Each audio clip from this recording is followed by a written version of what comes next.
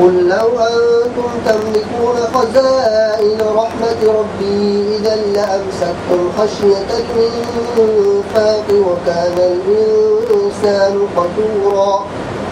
ولقد آتينا موسى 9 آيات بينات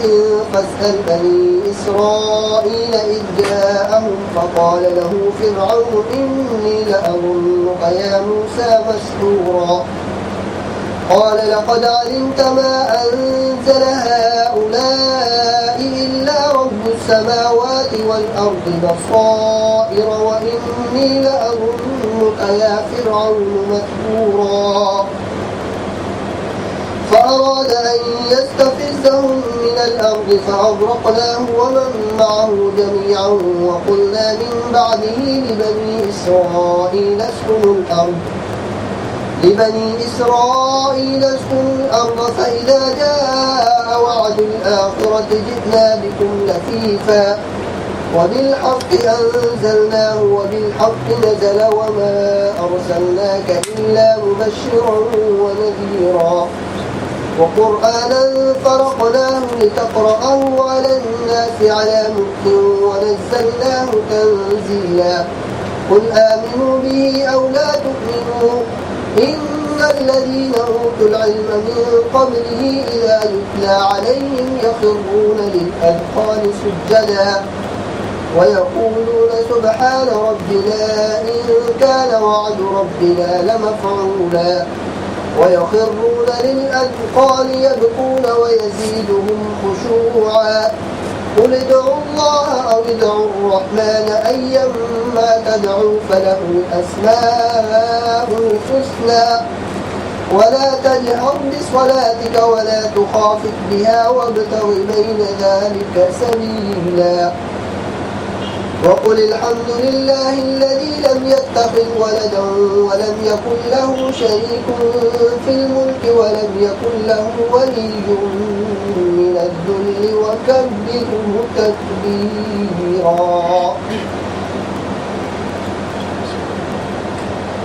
پناہ مانگتا ہوں میں اللہ کی شیطان مردود سے، اللہ کے نام سے جو بڑا مہربان نہایت رحم والا ہے۔ اے محمد صلی اللہ علیہ وسلم ان سے کہو اگر کہیں میرے رب کی رحمت کے خزانے تمہارے قبضے میں ہوتے تو تم خرچ ہو جانے کے اندیشے سے ضرور ان کو روک رکھتے۔ واقعی انسان بڑا تنگ دل واقع ہوا ہے۔ ہم نے موسیٰ کو تو نشانیاں عطا کی تھیں جو صریح طور پر دکھائی دے رہی تھیں۔ اب یہ تم خود بنی اسرائیل سے پوچھ لو کہ جب وہ سامنے آئیں تو فرعون نے یہی کہا تھا نا کہ اے موسیٰ میں سمجھتا ہوں کہ تو ضرور ایک سحر زدہ آدمی ہے۔ موسیٰ نے اس کے جواب میں کہا تو خوب جانتا ہے کہ یہ بصیرت افروز نشانیاں رب السماوات والارض کے سوا کسی نے نازل نہیں کی ہیں، اور میرا خیال یہ ہے کہ اے فرعون تو ضرور ایک شامت زدہ آدمی ہے۔ آخرکار فرعون نے ارادہ کیا کہ موسیٰ و بنی اسرائیل کو زمین سے اکھاڑ پھینکے، مگر ہم نے اس کو اور اس کے ساتھیوں کو اکٹھا غرق کر دیا، اور اس کے بعد بنی اسرائیل سے کہا کہ اب تم زمین میں جا بسو، پھر جب آخرت کے وعدے کا وقت آن پورا ہوگا تو ہم تم سب کو ایک ساتھ ضرور حاضر کریں گے۔ اس قرآن کو ہم نے حق کے ساتھ نازل کیا ہے اور حق ہی کے ساتھ نازل ہوا ہے، اور اے محمد صلی اللہ علیہ وسلم تمہیں ہم نے اس کے سوا کسی کام کے لیے نہیں بھیجا کہ جو مان لے اسے بشارت دے دو اور جو نہ مانے اسے متنبہ کر دو، اور اس قرآن کو ہم نے تھوڑا تھوڑا کر کے نازل کیا ہے تاکہ تم ٹھہر ٹھہر کر اسے لوگوں کو سناؤ، اور اسے ہم نے موقع موقع سے بتدریج اتارا ہے۔ اے محمد صلی اللہ علیہ وسلم ان لوگوں سے کہہ دو کہ تم اسے مانو یا نہ مانو، جن لوگوں کو اس سے پہلے علم دیا گیا ہے انہیں جب یہ سنایا جاتا ہے کہ تو وہ منہ کے بل سجدے میں گر جاتے ہیں اور پکار اٹھتے ہیں پاک ہے ہمارا رب، اس کا وعدہ تو پورا ہی ہونا تھا، اور وہ منہ کے بل روتے ہوئے گر جاتے ہیں اور اسے سن کر ان کا خشوع اور بڑھ جاتا ہے۔ اے نبی صلی اللہ علیہ وسلم ان سے کہو اللہ کہہ کر پکارو یا رحمان کہہ کر، جس نام سے بھی پکارو اس کے لیے سب اچھے ہی نام ہیں، اور اپنی نماز نہ بہت زیادہ بلند آواز سے پڑھو نہ بہت پست آواز سے، ان دونوں کے درمیان اوسط درجے کا لہجہ اختیار کرو، اور کہو تعریف ہے اس خدا کے لیے جس نے نہ کسی کو بیٹا بنایا نہ کوئی بادشاہ اس میں اس کا شریک ہے، اور نہ ہی وہ عاجز ہے کہ کوئی اس کا پشتیبان ہو، اور اس کی بڑائی بیان کرو کمال درجے کی بڑائی۔ اعوذ باللہ من الشیطان الرجیم، بسم اللہ الرحمن الرحیم۔ تو یہ اختتامی آیات ہیں سورۃ الاسراء کی۔ ان میں پہلی آیت فرمائی کہ قل لو انتم تملکون خزائن رحمت ربی اذا لامسکتم خشیۃ الانفاق وکان الانسان قتورا۔ مشرکین عرب کو خطاب کر کے کہا گیا ہے کہ اگر میرے رب کی رحمت کے تم مالک ہوتے، یعنی اس کی کنجیاں تمہارے ہاتھ میں ہوتی، تو پھر اسے اپنے پاس ہی سنبھال کے رکھتے اور بخل سے کام لیتے، کسی اور کو جو ہے نا اس سے کوئی استفادے کا موقع نہ ملتا۔ تو یہاں پہ رحمت ربی سے مراد، میرے رب کی رحمت سے مراد صرف دنیاوی مال و دولت اور اسباب ہی نہیں اس سے مراد ہیں، بلکہ حقیقت میں اس سے یعنی اللہ کی ہدایت اور کتاب اور وہی یہ بھی چیز ہے۔ یعنی تم لوگ تو اس طرح کے ہو کہ تمہاری خصلت ایسی ہو گئی ہے کہ تم ہر چیز کو اپنے پاس روک کر رکھتے ہو۔ اگر میرے رب کی رحمت یعنی وہی اور ہدایت کی چیز بھی تمہارے پاس ہوتی تو اسے بھی تم روک کر رکھتے، اس ڈر سے کہ کہیں یہ جو ہے نا خرچ نہ ہو جائے۔ تو انسان بڑا جو ہے بخیل واقع ہوا ہے۔ اور پھر فرمایا کہ موسیٰ کو ہم نے 9 واضح نشانیاں دے کر بھیجا۔ تو 9 نشانیاں یہ پہلے ان کا تذکرہ ہو چکا ہے۔ 2 تو بڑی نشانیاں ہیں جو ید بیضا ہے اور عصا ان کا یہ 2، اور پھر یہ ہے کہ تیسری چیز فرعون کے دربار میں جادوگروں کے سامنے اپنا وہ کمال دکھلانا کہ ان کے جادوگروں کا جادو انہوں نے ختم کر دیا۔ پھر اس کے بعد پچھلے صورتوں میں تذکرہ آیا ہے کہ سرسریاں اور میڈک اور خون اور وغیرہ وغیرہ یہ سارے مل کے 9 ہوتے ہیں۔ تو ہم نے موسیٰ کو 9 نشانیاں دے کر بھیجا، اور یہ اس لیے بتلایا جا رہا ہے اس موقع پر کہ مشرکین جو ہے نا وہ مطالبہ کر رہے تھے رسول اللہ صلی اللہ علیہ وسلم سے کہ نشانیاں ہم کو دکھلائی جائیں، ہمارے سامنے نشانی آپ کیوں نہیں لے کر آتے؟ فرمایا کہ نشانی آنے کا کوئی فائدہ نہیں ہوتا، اور نشانیاں دیکھو تم سے پہلے حضرت موسیٰ کو دی گئیں کہ وہ لے کر فرعون کے پاس گئے 9 نشانیاں بالکل واضح طور پہ، لیکن اس کے باوجود فرعون اور اس کی قوم نے مان کر نہ دیا۔ تو فرمایا کہ فصل بنی اسرائیل اذ جاءہم فقال له فرعون انی لأظنک یا موسیٰ مسحورا۔ بنی اسرائیل سے پوچھ لو کہ یہ 9 نشانیاں یہ لے کر موسیٰ جب آیا فرعون اور اس کی قوم کے پاس، تو فرعون کا کیا جواب تھا، اس کا ریئیکشن کیا رہا؟ اس نے یہی کہا کہ موسیٰ میرا خیال تو یہ ہے کہ تو جادو زدہ نظر آتا ہے، یعنی تیرے اوپر کسی نے جو ہے جادو کر دیا ہے۔ یہ ٹھیک وہی بات جو کہ رسول اللہ صلی اللہ علیہ وسلم کو یہ لوگ کبھی کہا کرتے تھے، یعنی صرف یہ بھی نہیں کہ جادوگر ہیں پھر بدل کے اب کیا کر دیا کہ تمہارے اوپر خود کسی کا جادو چل گیا ہے۔ قال یعنی حضرت موسیٰ نے کہا لقد علمت ما انزل هؤلاء الا رب السماوات والارض بصائر۔ موسیٰ نے کہا کہ فرعون تمہیں معلوم ہے، یقینی طور پہ تم جانتے ہو کہ ان نشانیوں کو آسمانوں اور زمین کے رب ہی نے جو ہے نا بصیرت افروز بنا کر تمہارے پاس بھیجا ہے، اور اسی نے ان نشانیوں کو نازل کیا ہے۔ لیکن میں سمجھتا ہوں، میرا گمان ہے کہ اے فرعون تو شامت زدہ بن گیا ہے اور شامت زدہ ہو کر رہے گا۔ تو فرعون نے چاہا کہ ان لوگوں کو یعنی حضرت موسیٰ اور ان کی قوم کو جو ہے وہ زمین سے انہیں اکھاڑ دے، بے خبن سے اکھاڑ دے، لیکن یہ تو اس کا اپنا خیال تھا اور اپنی خواہش تھی، ہوا وہ کہ جو اس کے برعکس تھا خود اسی کی جڑ جو ہے کٹ گئی۔ اللہ تعالیٰ فرماتے ہیں کہ فَأَغْرَقْنَاهُ وَمَن مَّعَهُ جَمِيعًا، فرعون اور جو بھی اس کے ساتھ تھے سب کو ہم نے غرق کر دیا۔ اس کے بعد بنی اسرائیل سے کہا کہ اس ملک میں، اس سے ارض سے مراد ملک فلسطین ہے نا کہ ملک مصر، ملک میں تم لوگ بسو، رہو بسو، اور جب آخرت کا وقت آئے گا تو پھر ہم تم سب لوگوں کو اکٹھا جو ہے جمع کریں گے، یعنی بنی اسرائیل کو بھی اور دوسرے لوگوں فرعون اور اس کی قوم کو بھی، اور اس سے پہلے اور بعد کے تمام لوگوں کو۔ یہ واقعہ بیان کرنے کے بعد اطمینان دلانے کے لیے، حالانکہ رسول اللہ صلی اللہ علیہ وسلم کو معلوم تھا لیکن پھر بھی مزید اطمینان کے لیے، اور یہ کہ عربوں کے سامنے اس کو واضح طور پہ اعلان کرنے کے لیے بتلایا گیا کہ یہ جو قرآن ہے اس کو حق کے ساتھ ہم نے نازل فرمایا ہے۔ اللہ تعالیٰ فرماتے ہیں کہ اس کو حق کے ساتھ ہم نے نازل فرمایا ہے اور حق ہی کے ساتھ یہ نازل ہوا ہے۔ اور اے محمد صلی اللہ علیہ وسلم، ہم نے تو آپ کو بس رسول بنا کر بھیجا ہے اس لیے کہ جو لوگ اچھے کام کرنے والے ہیں انہیں بشارت دے دیں، ان کے لیے اچھا انجام ہے، اور جو برے لوگ ہیں ان کے برے نتائج سے جو ہے آگاہ کر دیں۔ اور پھر ان کا جو اعتراض ہوتا تھا لوگوں کا کہ بھئی یہ قرآن شریف تھوڑا تھوڑا یا جستا جستا کیوں نازل ہو رہا ہے، تو فرمایا کہ اس قرآن کو ہم نے اسے تھوڑا تھوڑا کر کے اس لیے نازل کیا ہے تاکہ آپ ٹھہر ٹھہر کے لوگوں کے سامنے پڑھ کے سنائیں. یعنی اقبال کی کتاب اگر دے دی جاتی ہے لیجیے پڑھیے تو ان کے لیے پڑھنا اور سمجھنا اور پھر عمل کرنا مشکل ہو جاتا. تو وہ ایک تحریک تھی حقیقت میں. تحریک جس طرح سے درجہ بدرجہ ترقی کرتی جا رہی تھی اسی طرح سے ان کی تربیت کے لیے ان کے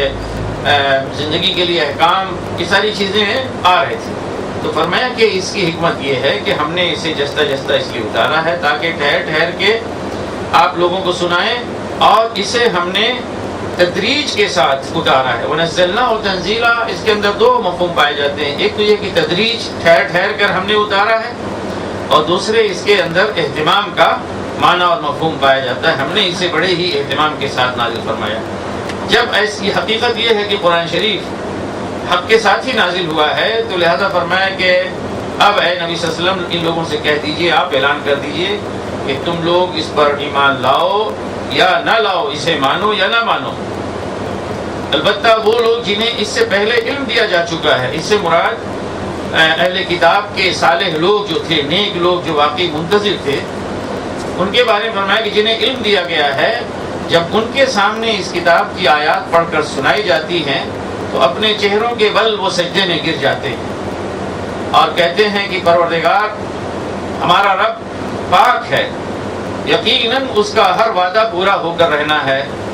ہر وعدہ پورا, ہمارے رب کا وعدہ پورا ہو کر رہنا, اس کا مطلب یہ ہے کہ اللہ سبحانہ و تعالیٰ نے رسول اللہ صلی اللہ علیہ وسلم کی بعثت کا جو وعدہ کیا تھا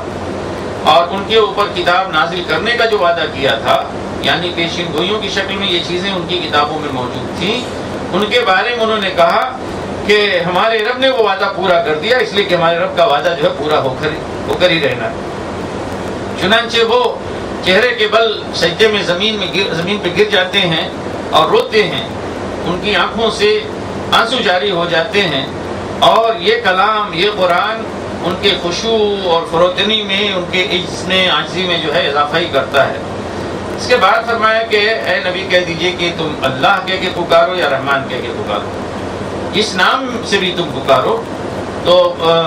کوئی بات نہیں, بس یہ سمجھو کہ اللہ کے لیے بہترین نام ہے, یعنی کسی غلط نام سے تم نہیں پکار سکتے. تو اس وقت یعنی اللہ تو وہ لوگ کہتے تھے, تو رحمان کا مطلب یہ نہیں کہ ان کی سمجھ میں نہیں آتا تھا, لیکن رحمان کی صفت ان کے ہاں رائج نہیں تھی.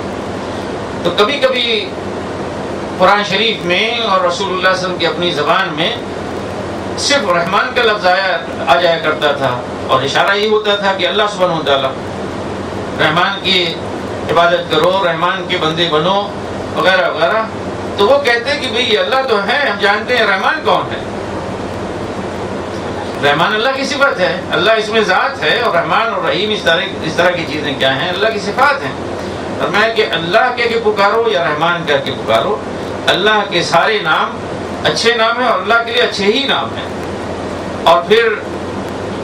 رسول اللہ صلی اللہ علیہ وسلم کو ایک خاص حکم اس وقت مکہ میں دیا گیا کہ آپ اپنی نماز کو نہ بہت بلند آواز سے پڑھیں اور نہ بالکل آہستہ آواز سے. نماز کو پڑھنے کا مطلب یہ ہے کہ نماز کے اندر قرآن شریف جو پڑھیں نہ تو بہت ہی بلند آواز سے اور نہ ہی بہت ہی پست آواز سے, بلکہ ان دونوں کے درمیان معاملہ ہو. یعنی یہ ایسا نہ ہو کہ زوردار آواز, اس لیے کہ وہ لوگ اسے چڑھتے تھے. تو خانہ کعبہ میں جا کے لوگ نماز پڑھتے تھے رسول اللہ صلی اللہ علیہ وسلم اور صحابہ کرام, تو اگر ان کی تلاوت بلند ہوتی تو یہ لوگ چڑھتے تھے. تو یہ ایسا نہ ہو کہ بالکل مقصد ضائع ہو جائے, تو یہ کہا کہ درمیان میں یعنی درمیانی آواز ہونی چاہیے. وجہ یہ کہ اگر کوئی شخص سننا چاہتا ہے, اس کے اندر سننے کا جذبہ ہے, تو یہ نہ ہے کہ وہ بھی جو ہے محروم رہ جائے. تو بہت سارے عرب ان میں سے جاہلوں میں سے اور ان مشرکوں اور دشمنوں میں سے بھی ایسے تھے کہ انہیں یہ کلام جو ہے بڑا پسند آتا تھا, بڑا اچھا لگتا تھا. تو وہ چپکے چپکے سنتے تھے, اگرچہ اپنی قوم کے سامنے آ کے ہٹ دھرمی کا مظاہرہ کرتے اور دشمنی کا اعلان کرتے, لیکن اس کلام کی لذت اور حلاوت ایسی تھی کہ وہ چپکے چپکے اپنے دوسرے دوستوں اور ساتھیوں سے جو ہے نا بچ کے سننے کی کوشش کرتے. فرمایا کہ اللہ ساری تعریف اللہ ہی کے لیے ہے کہ جس نے نہ تو کوئی بیٹا بنایا اور نہ ہی بادشاہت میں اس کا کوئی شریک ہے. یعنی آسمان اور زمین پوری کائنات کی جو بادشاہت ہے اس میں نہ تو کوئی اس کا شریک ہے اور نہ ہی اسے کوئی کمزوری لاحق ہے کہ اس کمزوری کی بنا پر اسے کسی مددگار اور حمایتی کی ضرورت ہو، اسے کسی کی ضرورت نہیں ہے، وہ تنہا سب کچھ کر رہا ہے، دیکھ رہا ہے۔ تو اے نبی صلی اللہ علیہ وسلم، اللہ کی کبریائی بیان کرو، اس کی بڑائی بیان کرو، جیسا کہ بڑائی بیان کرنے کا حق ہے۔ بسم اللہ الرحمن الرحیم الحمد للہ الذي انزل على عبده الكتاب ولم يجعل له عوجا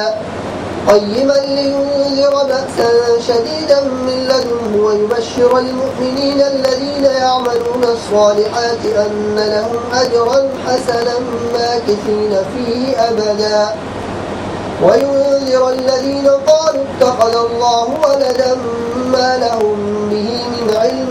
ولا لآبائهم كبرت كلمة تخرج من أفواههم إن يقولون إلا كذبا فلعلك باقع نفسك على آثارهم إن لم يؤمنوا بهذا الحديث أسفا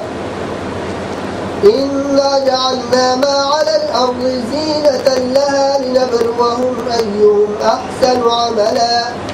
وإنا لجاعلون ما عليها صعيدا جرزا أم حسبت أن أصحاب الكهف والرقيم كانوا من آياتنا عجبا إذ أوى الفتية إلى الكهف فقالوا ربنا آتنا من لدنك رحمة وهيئ لنا من أمرنا رشدا فضربنا على آذانهم في الكهف سنين عددا ثم بعثناهم لنعلم أي الحزبين أحصى لما لبثوا أمدا نحن نقص عليك نبأهم بالحق إنهم فتية آمنوا بربهم وزدناهم هدى وربطنا على قلوبهم إذ قاموا فقالوا ربنا رب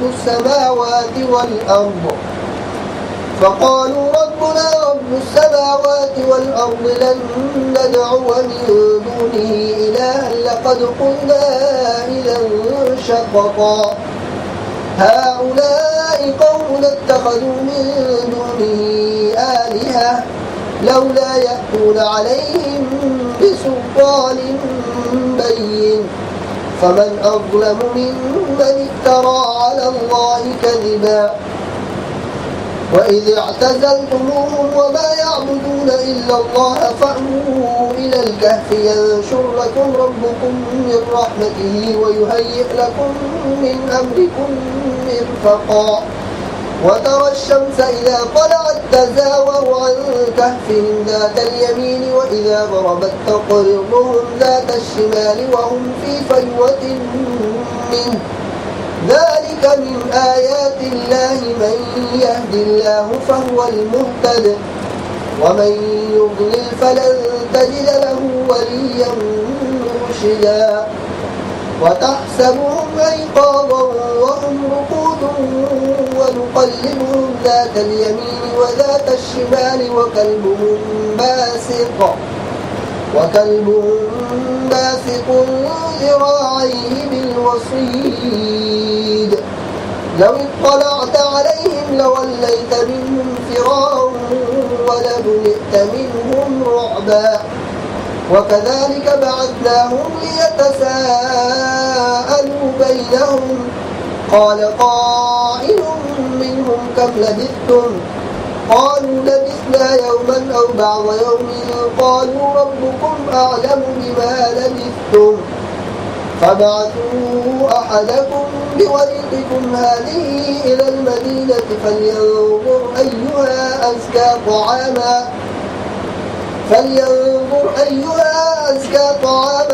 فليأتكم برزق منه وليتلطف ولا يشعرن بكم أحدا إنهم إن يظهروا عليكم يرجموكم أو يعيدوكم في ملتهم ولن تفلحوا إذا أبدا وكذلك أعثرنا عليهم ليعلموا أن وعد الله حق وأن الساعة لا ريب فيها إذ يتنازعون بينهم أمرهم فقالوا ابنوا عليهم بنيانا ربهم أعلم بهم قال الذين غلبوا على أمرهم لنتخذن عليهم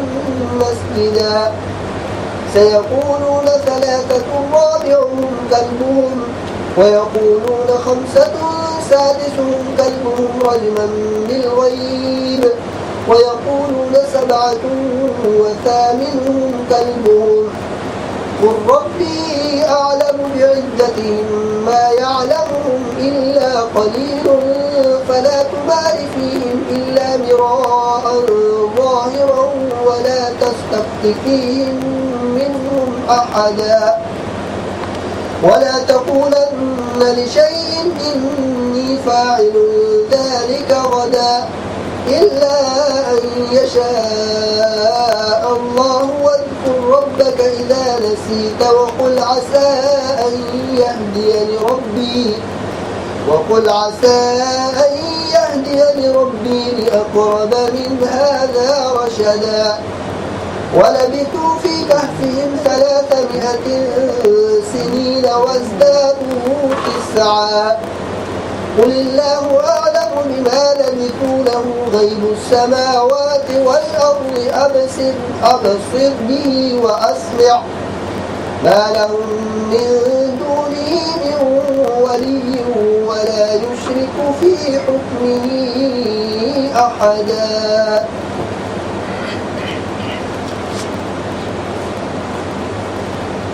تعریف اللہ کے لیے ہے جس نے اپنے بندے پر یہ کتاب نازل کی اور اس میں کوئی ٹیڑھ نہ رکھی،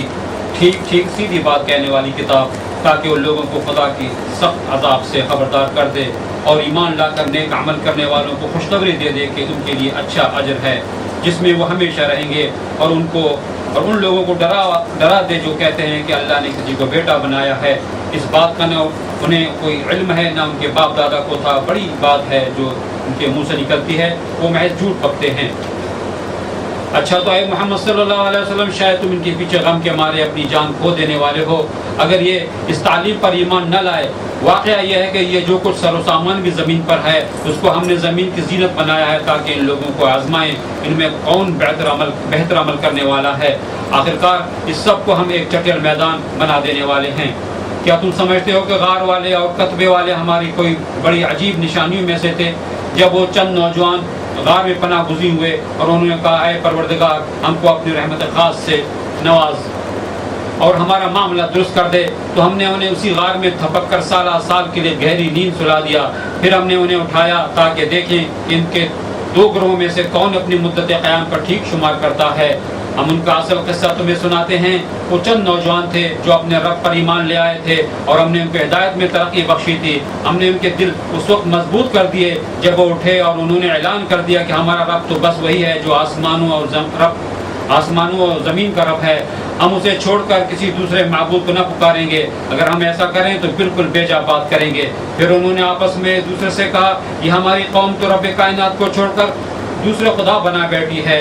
یہ لوگ ان کے معبود ہونے پر کوئی واضح دلیل کیوں نہیں لاتے؟ آخر اس شخص سے بڑا ظالم اور کون ہو سکتا ہے جو اللہ پر جھوٹ باندھے؟ اب جب کہ تم ان سے اور ان کے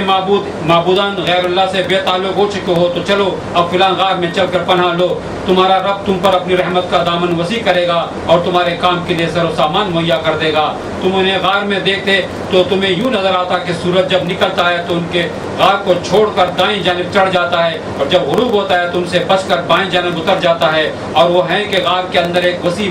جگہ میں پڑے ہیں۔ یہ اللہ کی نشانیوں میں سے ایک ہے، جس کو اللہ ہدایت دے وہی ہدایت پانے والا ہے، اور جسے اللہ بھٹکا دے اس کے لیے تم کوئی ولی مرشد نہیں پا سکتے۔ تم انہیں دیکھ کر یہ سمجھتے کہ وہ جاگ رہے ہیں حالانکہ وہ سو رہے تھے۔ ہم انہیں دائیں بائیں کروٹ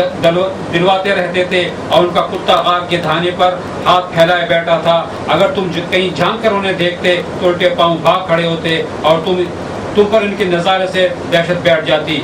اور اسی عجیب کرشمے سے ہم نے انہیں اٹھا بٹھایا تاکہ ذرا آپس میں پوچھ گچھ کریں۔ ان میں سے ایک نے پوچھا کہو کتنی دیر اس حال میں رہے؟ دوسروں نے کہا شاید دن بھر یا اس سے کچھ کم رہے ہوں گے۔ پھر وہ بولے اللہ ہی بہتر جانتا ہے کہ ہمارا کتنا وقت اس حالت میں گزرا، چلو اب اپنے میں سے کسی کو چاندی کا یہ سکہ دے کر شہر بھیجیں اور یہ دیکھیں کہ سب سے اچھا کھانا کہاں ملتا ہے، وہاں سے کچھ کھانے کے لیے لائے، اور چاہیے کہ ذرا وہ شہری سے کام کرے، ایسا نہ ہو کہ وہ کسی کو ہمارے یہاں ہونے سے خبردار کر بیٹھے، اگر کہیں ان لوگوں کا ہاتھ ہم پر پڑ گیا تو بس سنسار ہی کاٹ ڈالیں گے، یا پھر زبردستی ہمیں اپنی ملت میں واپس لے جائیں گے، اور ایسا ہوا تو ہم کبھی فلاح نہ پا سکیں گے۔ اس طرح ہم نے اہل شہر کو ان کے حال کو مطلع کیا تاکہ لوگ جان لیں کہ اللہ کا وعدہ سچا ہے اور یہ قیامت کی گھڑی بے شک آ کر رہے گی، مگر ذرا خیال کرو کہ اپنے جب سوچنے کی اصل بات یہ تھی اس وقت وہ آپس میں اس بات پر جھگڑ رہے تھے کہ ان اصحاب کہف کے ساتھ کیا کیا جائے۔ کچھ لوگوں نے کہا ان پر ایک دیوار چن دو، ان کا رب ہی ان کے معاملے کو بہتر جانتا ہے، مگر جو لوگ ان کے معاملات پر غالب تھے انہوں نے کہا ہم تو ان پر ایک عبادت گاہ بنائیں گے۔ کچھ لوگ کہیں گے کہ وہ 3 تھے اور چوتھا ان کا کتا تھا، اور کچھ دوسرے کہیں دیں گے کہ 5 تھے اور چھٹا ان کا کتا تھا، یہ سب بے تکی ہانکتے ہیں۔ کچھ اور لوگ تھے کہ 7، وہ کہتے ہیں کہ 7 تھے اور 8واں ان کا کتا تھا، کہو میرا رب ہی بہتر جانتا ہے کہ کتنے تھے، کم ہی لوگ ان کی صحیح تعداد جانتے ہیں، بس تم سرسری بات سے بڑھ کر ان کی تعداد کے معاملے میں لوگوں سے بحث نہ کرو، نہ ان کے متعلق کسی سے کچھ پوچھو، اور دیکھو کسی چیز کے بارے میں کبھی یہ نہ کہا کرو کہ میں کل یہ کام کر دوں گا، تم کچھ نہیں کر سکتے الا کہ اللہ چاہے۔ اگر بھولے سے ایسی بات زبان سے نکل جائے تو فوراً اپنے رب کو یاد کرو اور کہو امید ہے کہ میرا رب اس معاملے میں رشد سے قریب تر بات کی طرف میری رہنمائی فرما دے گا۔ اور وہ اپنے غار میں 300 سال رہے، اور کچھ لوگ مدت کے شمار میں 9 سال اور بڑھ گئے ہیں۔ تم کہو اللہ ان کے قیام کی مدت زیادہ جانتا ہے، آسمانوں اور زمین کے سب پوشیدہ احوال اسی کو معلوم ہے، کیا خوب ہے وہ دیکھنے والا اور سننے والا۔ زمین و آسمان کی مخلوقات کا کوئی خبر اس کی سوا نہیں، اور وہ اپنی حکومت میں کسی کو شریک نہیں کرتا۔ سورہ کہف بھی مکی سورہ ہے، اور یہ بنسبت پچھلی جتنی صورتیں آپ نے پڑھی ہیں ان کے بنسبت یہ ان سے بہت پہلے نازل ہوئی ہے، اور اس کے بارے میں کوئی واضح روایت نہیں ملتی کہ کب یہ نازل ہوئی، لیکن یہ بہرحال 6 سال نبوت کے بعد سے لے کر 10ویں سال کے بیچ میں کبھی نازل ہوئی، اور یہ وقت جو ہے نا بڑا سخت وقت تھا مسلمانوں کے لیے، ان پہ ستم ڈھائے جا رہے تھے، اور بہت سارے مسلمان حبشہ جو ہے ہجرت کر چکے تھے۔ ایسے حالات میں یہ سورہ اس طرح سے نازل ہوئی، ایک تو یہ ہے کہ اس کے اندر بنیادی تعلیم یا تعلیمات جو اس وقت یعنی اللہ کی توحید اور حضور پاک صلی اللہ علیہ وسلم کی رسالت اور عقیدہ آخرت سے متعلق تمام مکی صورتوں میں نازل ہو رہی تھی، ان میں بھی وہ چیزیں تھیں، لیکن ساتھ ہی ساتھ اس زمانے میں شاید یہ بظاہر اہل کتاب کی شہ پر مشرکین عرب نے رسول اللہ صلی اللہ علیہ وسلم کا امتحان لینے کے لیے 3 واقعات کے بارے میں سوال کیا، کہ اس میں پہلا واقعہ یہ ہے کہ اصحاب کہف کون تھے، ان کی کہانی، ان کا قصہ کیا ہے، اور حضرت موسیٰ علیہ السلام کا قصہ یا ان کی سرگزشت حضرت خضر کے ساتھ، اور تیسرا جو ہے ذوالقرنین۔ تو یہ چیزیں ایسی تھی تاریخی، اور بہت پہلے یہ ساری چیزیں گزر چکی تھیں، تو رسول اللہ صلی اللہ علیہ وسلم نہ تو جانتے تھے نہ آپ کی قوم جانتی تھی یہ لوگ کون ہیں، کیا حقیقت ہے۔ تو اہل کتاب نے مشرکین عرب کو سکھلایا کہ اپنے رسول کو جانچنے کے لیے یہ قصے جو ہے نا پوچھیے ان کو، پھر اس سے حقیقت آپ کو معلوم ہو جائے گی کہ یہ نبی ہیں کہ نہیں۔ ظاہر ہے کہ وہ سمجھتے تھے کہ بتا نہیں پائیں گے، اس لیے ان کا جو ہے وہ بھانڈا جو ہے پھوٹ جائے گا اور ان کی نبوت ختم ہو جائے گی۔ تو ان لوگوں نے جو رسول اللہ صلی اللہ علیہ وسلم کے سامنے بات رکھی، تو اللہ تعالیٰ نے اس سورہ میں وہ تینوں واقعات یا تینوں قصے جو ہے بیان فرمائے، اور اس طرح سے بیان فرمائے کہ اس زمانے کے جو حالات تھے، ایک طرف اہل ایمان ہیں اور دوسری طرف ان کی مخالفت کرنے والے مشرک اور کافر لوگ، تو یہ ستائے جا رہے ہیں، لیکن پھر بھی انہیں حق پر جمنا ہے۔ اس کے لیے ان قصوں کو جو ہے نا چسپاں کیا جائے، اس میں بالکل ٹھیک وہ قصے جو ہے نا ان پہ فٹ آ رہے ہیں، اور دوسری طرف کافر مشرک وہ جو ظلم و ستم ڈھا رہے ہیں اور اسی طرح سے اپنے رویے میں متکبر بن کے بیٹھے ہوئے ہیں، تو انہیں بھی بتایا جا رہا ہے کہ پہلے اللہ کے نیک بندے جو ہے نا کس طرح سے تمہارے جیسے لوگوں کے ہاتھوں ظلم اور ستم اٹھا چکے ہیں، یعنی اصحاب کہف کی طرف اشارہ ہے، لیکن وہ سارے ظلم و ستم جو ہے انہیں دین حق سے پھیر نہیں سکے، اور رہ گیا تمہارا تکبر اور گھمنڈ، جو تمہیں کچھ مال و دولت ان کے مقابلے میں زیادہ ملا ہوا ہے، تو تمہیں معلوم ہونا چاہیے کہ تم سے کہیں زیادہ ملا ہوا تھا ایک بڑے بادشاہ کو، جس کے پاس زور تھا، قوت تھی، اختیارات تھے، اقتدار تھا، اس نے کہاں کہاں تک ممالک فتح کیے، اشارہ ہے ذوالقرنین کی طرف، لیکن اس کے باوجود وہ اللہ کا نیک بندہ تھا، اللہ سے ڈرنے والا تھا، یعنی وہ اپنے اس مال و دولت میں، اسباب اور وسائل میں اور حکومت اور اقتدار میں یہ ساری چیزیں پا کر جو ہے وہ کسی غرور اور گھمنڈ میں مبتلا نہیں ہوا۔ تو اس طرح سے یہ تینوں قصے بیان کیے گئے ہیں۔ پہلے فرمایا کہ اللہ کا شکر ہے کہ اس نے اپنے بندے پر کتاب نازل فرمائی، بندہ یعنی حضرت محمد صلی اللہ علیہ وسلم پر، یعنی قرآن شریف نازل فرمایا، اور اس طرح سے اس کتاب کو نازل فرمایا کہ اس کے اندر کوئی ٹیڑھ نہیں ہے، یعنی بالکل سیدھی سادی کتاب ہے، اس میں کوئی چیز گنجلک نہیں ہے، کوئی ایسی چیز نہیں کہ جو اپنے معنی اور مفہوم میں واضح نہ ہو۔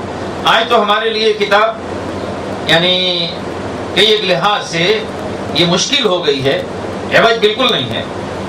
یعنی مشکل ہے اس کو سمجھنا، زبان جاننا ہے، زبان کے اسالیب جاننا ہے، اور اس کا پس منظر جاننا ہے، وغیرہ وغیرہ ساری چیزیں، لیکن وہ لوگ جن کے درمیان قرآن شریف نازل ہو رہا تھا ان کے سامنے یہ ساری جو ہے چیزیں نہیں تھیں، الجھنیں نہیں تھیں، اس لیے قرآن شریف ان کے لیے تو کسی بھی لحاظ سے یعنی عوج کی تو کوئی بات ہی نہیں تھی، اور اس میں کوئی چیز دشوار بھی نہیں تھی۔ ایک چیز ہوتی ہے نا کہ دیکھیں اس میں تعلیم تو بڑی اچھی پیش کی جائے، بالکل صاف ستھری اور سیدھی ہو، لیکن الفاظ اتنے بھاری بھرکم ہوں کہ آپ کے سر کے اوپر سے گزر جائیں، تو باوجود جو ہے وہ سیدھی ہونے کے وہ مشکل ہو جاتی ہے۔ تو فرمایا کہ نہیں، ان کے لیے نہ تو اس میں کوئی ٹیڑھ تھی اور نہ ہی ان کے لیے وہ پریشانیاں تھیں جو آج کے ماحول میں آج کے لوگوں کے لیے ہیں، اور یہ کتاب بالکل سیدھی اور درست تھی، اور لوگوں کو اس لیے نازل کی گئی تھی تاکہ اللہ کے نبی اس کے ذریعے سے اللہ کے عذاب سے ڈرا دیں کہ جو لوگ اللہ کی سرکشی میں مبتلا ہیں، لگے ہوئے ہیں، انہیں اس سے آگاہ کرتے ڈرا دے، اور اسی کے ذریعے سے ان لوگوں کو جو مان لیتے ہیں، ایمان لانے والے لوگ ہیں اور ایمان لا کر عمل صالح کرتے ہیں، انہیں بشارت دے دے کہ ان کے لیے بہترین اجر ہے ان کے پاس، اللہ کے پاس، جہاں پہ اس اجر میں وہ ہمیشہ رہیں گے، یعنی اس جنت میں، اس اجر کا نام ہے جنت، اس میں ہمیشہ رہیں گے۔ اور نبی اس کتاب کے ذریعے سے آگاہ کر دے ان تمام لوگوں کو جو اللہ کے ساتھ شریک ٹھہراتے ہوئے کہتے ہیں کہ اللہ تعالیٰ نے کسی کو بیٹا بنایا۔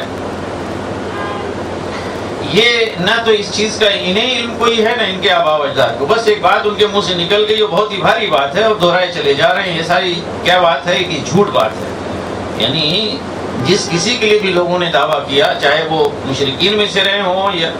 یعنی مشرکین عرب میں سے یا دوسری مشرقوں میں یا عیسائی یا کوئی اور، تو جن لوگوں نے کسی کو بیٹا بنایا تو اس لیے نہیں کہ ان کے پاس بیٹا ہونے کے لیے، کسی کی بیٹا ہونے کے لیے کوئی دلیل تھی، بس ایسے ہی عقیدت اور محبت میں غلو کرتے ہوئے کسی کو انہوں نے بیٹا بنا دیا، اور پھر وہ سلسلہ چل نکلا۔ تو یہ جھوٹ ہے، اس لیے کہ اللہ سبحانہ و تعالیٰ نے کسی کے اوپر کوئی وحی نازل کر کے یہ بات نہیں بتلائی ہے کہ فلاں کو میں نے بیٹا بنایا یا فلاں میرا بیٹا ہے۔ تو یہ بات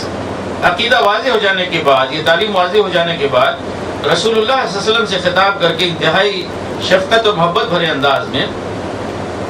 کہ لگتا ہے کہ یہ لوگ اس بات پر ایمان نہیں لا رہے ہیں، اس بات کو مان نہیں رہے ہیں، تو اس پہ افسوس کرتے ہوئے آپ اپنے آپ کو ہلاک کر دیں گے، اپنی جان کو گھلا کے رکھ دیں گے۔ یعنی گویا اس میں یہ بات بتلائی جا رہی کہ رسول اللہ صلی اللہ علیہ وسلم اپنی قوم کو بتلا رہے تھے، اور ان کی جو باطل پرستی تھی، ان کی جو معصیت تھی، ان کا جو شرک اور کفر تھا، وہ ساری چیزیں واضح کر رہے تھے، اور اس کے بالمقابل توحید کی تعلیم دے رہے تھے، اور قرآن میں نازل ہونے والی حقیقت پر مبنی تعلیم ان کے سامنے پیش کر رہے تھے، تو قوم کسی طرح سے ماننے کے لیے تیار نہیں تھی۔ تو رسول اللہ صلی اللہ علیہ وسلم کو اس کا دکھ ہوتا تھا کہ لوگ جو ہے مان نہیں رہے، ایمان نہیں لا رہے، تو انہیں اس بات کی تکلیف نہیں تھی کہ یعنی اپنی ذات کا کوئی مسئلہ ہے کہ میری اس میں جو ہے کوئی خفت ہے، یا ایسی کوئی بات نہیں تھی۔ اصل میں رسول اللہ صلی اللہ علیہ وسلم کو اپنی قوم کے ساتھ اور انسانیت کے ساتھ جو محبت تھی، اس کی وجہ سے انہیں یہ دکھ ہو رہا تھا کہ میں تو انہیں نجات کے راستے کی طرف اور فلاح کے راستے کی طرف بلا رہا ہوں، لیکن یہ ہیں کہ مصر ہیں کہ نہیں جہنم ہی میں جا کے اور آگ ہی میں جا کے گر کے رہیں گے. اس بات کو رسول اللہ صلی اللہ علیہ وسلم نے خود فرمایا ہے کہ میری مثال اور تمہاری مثال اس طرح کی ہے کہ جیسے کسی شخص نے ایک شمع جلائی، روشنی جو ہے وہ دینے کے لیے، لیکن پروانے ہیں کہ اس کے اوپر گرے پڑتے ہیں جلنے کے لیے. وہ شخص ان کو پروانوں کو ہٹا رہا ہے روشنی کے لیے، بھئی یہ جلایا ہے، لیکن وہ نہیں اس میں جلنے کے لیے جا رہے ہیں. تو اسی طرح سے کہتے ہیں کہ تم لوگ جو ہے جہنم کے گڑھے کے کنارے جو ہے کھڑے ہو اور میں تمہارے غریباں پکڑ پکڑ کے تم کو کھینچ رہا ہوں. تو اس پہ رسول اللہ صلی اللہ علیہ وسلم کو بڑا دکھ ہوتا تھا. تو اللہ تعالیٰ نے سمجھایا آپ کی یہ ذمہ داری نہیں ہے کہ آپ لوگوں کو مومن بنا دیں، مسلمان بنا دیں. اگر وہ آپ کی دعوت کو نہیں مانتے تو نہ مانیں. آپ کا کام یہ ہے کہ آپ کی ذمہ داری یہ ہے کہ آپ پیغام کو پہنچا دیں اور ان کے پیچھے اپنی جان کو بھلانے کی ضرورت نہیں ہے. پھر یہ بھی فرمایا کہ دیکھیں اصل میں جس وجہ سے یہ لوگ غرور گھمنڈ مبتلا ہیں اور آپ کی دعوت پہ کان نہیں دھر رہے ہیں تو اس کی وجہ یہ ہے کہ زمین میں جو کچھ بھی ہے ہم نے اسے بس ایک زینت کا سامان بنایا ہے زمین کی آرائش کے لیے، اور اس لیے بنایا ہے تاکہ ہم جانچیں اور دیکھیں کہ لوگوں میں سے کون ہیں بہترین عمل کرنے والے لوگ، یعنی لوگوں کے عمل کی ہم جانچ کریں. تو ان کے پاس مال و دولت جو ملا ہوا ہے اس کی بنیاد پر یہ غرور اور گھمنڈ مبتلا ہو کے گمراہ ہو گئے ہیں. حالانکہ یہ سارے وسائل یا اسباب یا زینت دنیا انہیں جو ملی ہے وہ آزمائش کے طور پر ملی ہے، اور یہ دنیا ایک وقت آئے گا کہ ختم ہو جائے گی، اس کی تمام رنگینیاں جو ہے مٹ جائیں گی اور زمین ایک چٹیل میدان بن کے رہ جائے گی. اس کے بعد وہی قصہ جو ہے شروع ہوتا ہے پہلا کہ اصحاب کہف اور رقیم. کہف اور رقیم اس کے بارے میں مفسرین کا اکثر کا قول یہ کہ دونوں ایک ہی واقعہ ہے، دو الگ الگ چیزیں نہیں ہیں. کہف کے معنی غار کے ہیں اور رقیم کے معنی کتبہ، جیسا کہ آپ نے ترجمے میں سنا. تو اے نبی صلی اللہ علیہ وسلم کیا تم یہ سمجھتے ہو کہ یہ غار والے اور کتبے والے لوگ ہماری نشانیوں میں سے کیا بڑی ہی عجیب کوئی نشانی تھے؟ یعنی مشرکین نے جس انداز میں پوچھا تھا کہ یہ اصحاب کہف کون ہیں، وہ کوئی بہت ہی بھاری بھرکم کوئی زبردست قصہ ہے، ایسا کہ جیسے اس سے بہتر کوئی بڑی چیز جو ہے لوگوں کی آنکھوں کے سامنے نہیں آئی. اس میں جس انداز میں اللہ سبحانہ و تعالیٰ رسول اللہ صلی اللہ علیہ وسلم خطاب کر رہے ہیں، حالانکہ رسول اللہ صلی اللہ علیہ وسلم کی طرف سے ایسی کوئی بات نہیں تھی، ان سے تو خود پوچھا گیا تھا. تو گویا آپ کو خطاب کر کے مشرکین کو کہا جا رہا ہے کہ کیا یہ بہت بڑی چیز ہے، تعجب خیز چیز ہے؟ یہ آسمان اور زمین اس سے بڑی نہیں ہے، رات اور دن اس سے بڑی نہیں ہے، تمام نشانیاں جن کی طرف قرآن شریف میں توجہ دلائی گئی ہے یہ اس سے بڑی نہیں ہے. پھر بھی بتلایا کہ یہ کوئی بہت زیادہ تعجب خیز چیز نہیں ہے، لیکن ہم بتلاتے ہیں کیا ہے اس کی حقیقت. فرمایا کہ کچھ نوجوان تھے جنہوں نے غار میں آ کے پناہ لی اور پھر وہاں پہ انہوں نے دعا کی کہ پروردگار ہمیں خاص اپنے پاس سے رحمت عطا فرما اور ہمیں ہمارے معاملے میں رہنمائی عطا فرما. تو ہم نے انہیں تھپکیاں دے کے، اللہ تعالیٰ فرماتے ہیں کہ ہم نے انہیں تھپکیاں دے کے اس غار میں بہت سارے سال تک اس میں سلا دیا. پھر ہم نے سلانے کے بعد انہیں دوبارہ اٹھایا تاکہ ہم دیکھیں کہ ان میں سے، یعنی وہی جو غار میں سونے والے تھے، ان میں سے دو گروہوں کے درمیان آپس میں جو گفتگو ہوتی ہے تو کون جو ہے وہ مدت کو گنتا ہے، کسے پتا ہے؟ کسی کو نہیں پتا تھا. لِنَعْلَمَ أَيُّ الْحِزْبَيْنِ أَحْصَىٰ لِمَا لَبِثُوا أَمَدًا. تو وہ جتنے بھی لوگ تھے، اور ایک قول کے مطابق، حالانکہ قرآن شریف نے اس کی کسی چیز کی تائید نہیں کی ہے، نہ بتلایا ہے، لیکن ایک قول کے مطابق کہ وہ 7 لوگ تھے. تو وہ آپس میں بٹ گئے، کسی نے کہا اتنا، کسی نے کہا اتنا، لیکن بہرحال جس نے بھی کہا ایک دن سے کسی نے کیا ہے زیادہ نہیں کہا کہ مجھ سے زیادہ ٹھہرے، جیسا کہ آگے آ رہا. تو فرمایا کہ یہ قصہ اصحاب کہف کا ہم تمہیں ٹھیک ٹھیک سنا رہے ہیں اور مقصد کے تحت، یعنی ایسی نہیں کہ صرف قصہ کوئی بیان کرنا مقصود ہے یا داستان سرائی ہے، بلکہ اس قصے کے پیچھے ایک مقصد بھی ہے. تو وہ مقصد ابھی ہم اپنی تمہیدی گفتگو میں واضح کر چکے ہیں، آگے مزید وہ واضح ہوگا. فرمایا کہ یہ لوگ نوجوان تھے، ایک نوجوانوں کا گروہ تھا، چند نوجوان تھے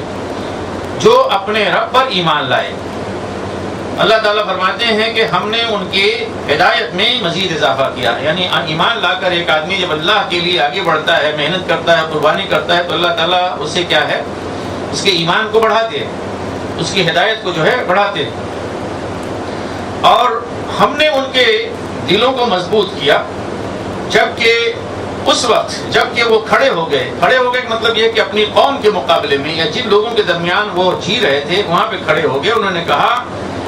کہ ربنا رب السماوات والارض، ہمارا رب تو وہ ہے کہ جو آسمانوں اور زمین کا رب ہے، لن ندعو من دونہ الہا، اس کو چھوڑ کر ہم کسی اور کو جو ہے معبود نہیں بنا سکتے، یعنی ہم ایمان لا چکے ہیں، ہم مان چکے ہیں ہمارا رب وہی اللہ ہے، وہی اللہ کہ جو تمام آسمانوں اور زمین کا رب ہے۔ یہ اس اللہ کو جان لینے کے بعد اور مان لینے کے بعد پھر ہمارے لیے کہاں اس بات کی گنجائش باقی رہتی ہے کہ ہم کسی اور کو بھی جو اس کے ساتھ الہ مانیں۔ اگر ہم نے ایسا کیا لقد قلنا اذا شططا، اگر ہم نے ایسا کیا یا کہا تو ایک بہت ہی بڑی بہکی ہوئی بات ہوگی۔ تو فرمایا کہ ہؤلاء قوم اتخذوا من دونہ آلہہ، انہوں نے اپنی قوم کے اوپر چوٹ کی کہ یہ ہماری قوم کے لوگ ہیں کہ جنہوں نے اللہ کو چھوڑ کر بہت سارے دیوی دیوتا بنا رکھے ہیں۔ یہ کیا ہے؟ مشرکین عرب کا عقیدہ بھی آپ رکھیں اپنے ذہن میں، اور یہ اصحاب کہف اپنی قوم کے بارے میں جو کہہ رہے ہیں بالکل ٹھیک ایک، یعنی ان کی قوم اور رسول اللہ صلی اللہ علیہ وسلم کی قوم ایک ہی پوزیشن پہ کھڑی ہے۔ یہ ہمارے قوم کے لوگ ہیں کہ جنہوں نے اللہ کو چھوڑ کر بہت سارے دیوی دیوتا بنا رکھے ہیں۔ تو ہے ان کے پاس کوئی سند، ہے کوئی ان کے پاس دلیل لے کر آئے ان کے بارے میں کہ ہاں یہ اللہ کے ساتھ شامل ہیں اس میں خدائی میں؟ تو فرمایا کہ کون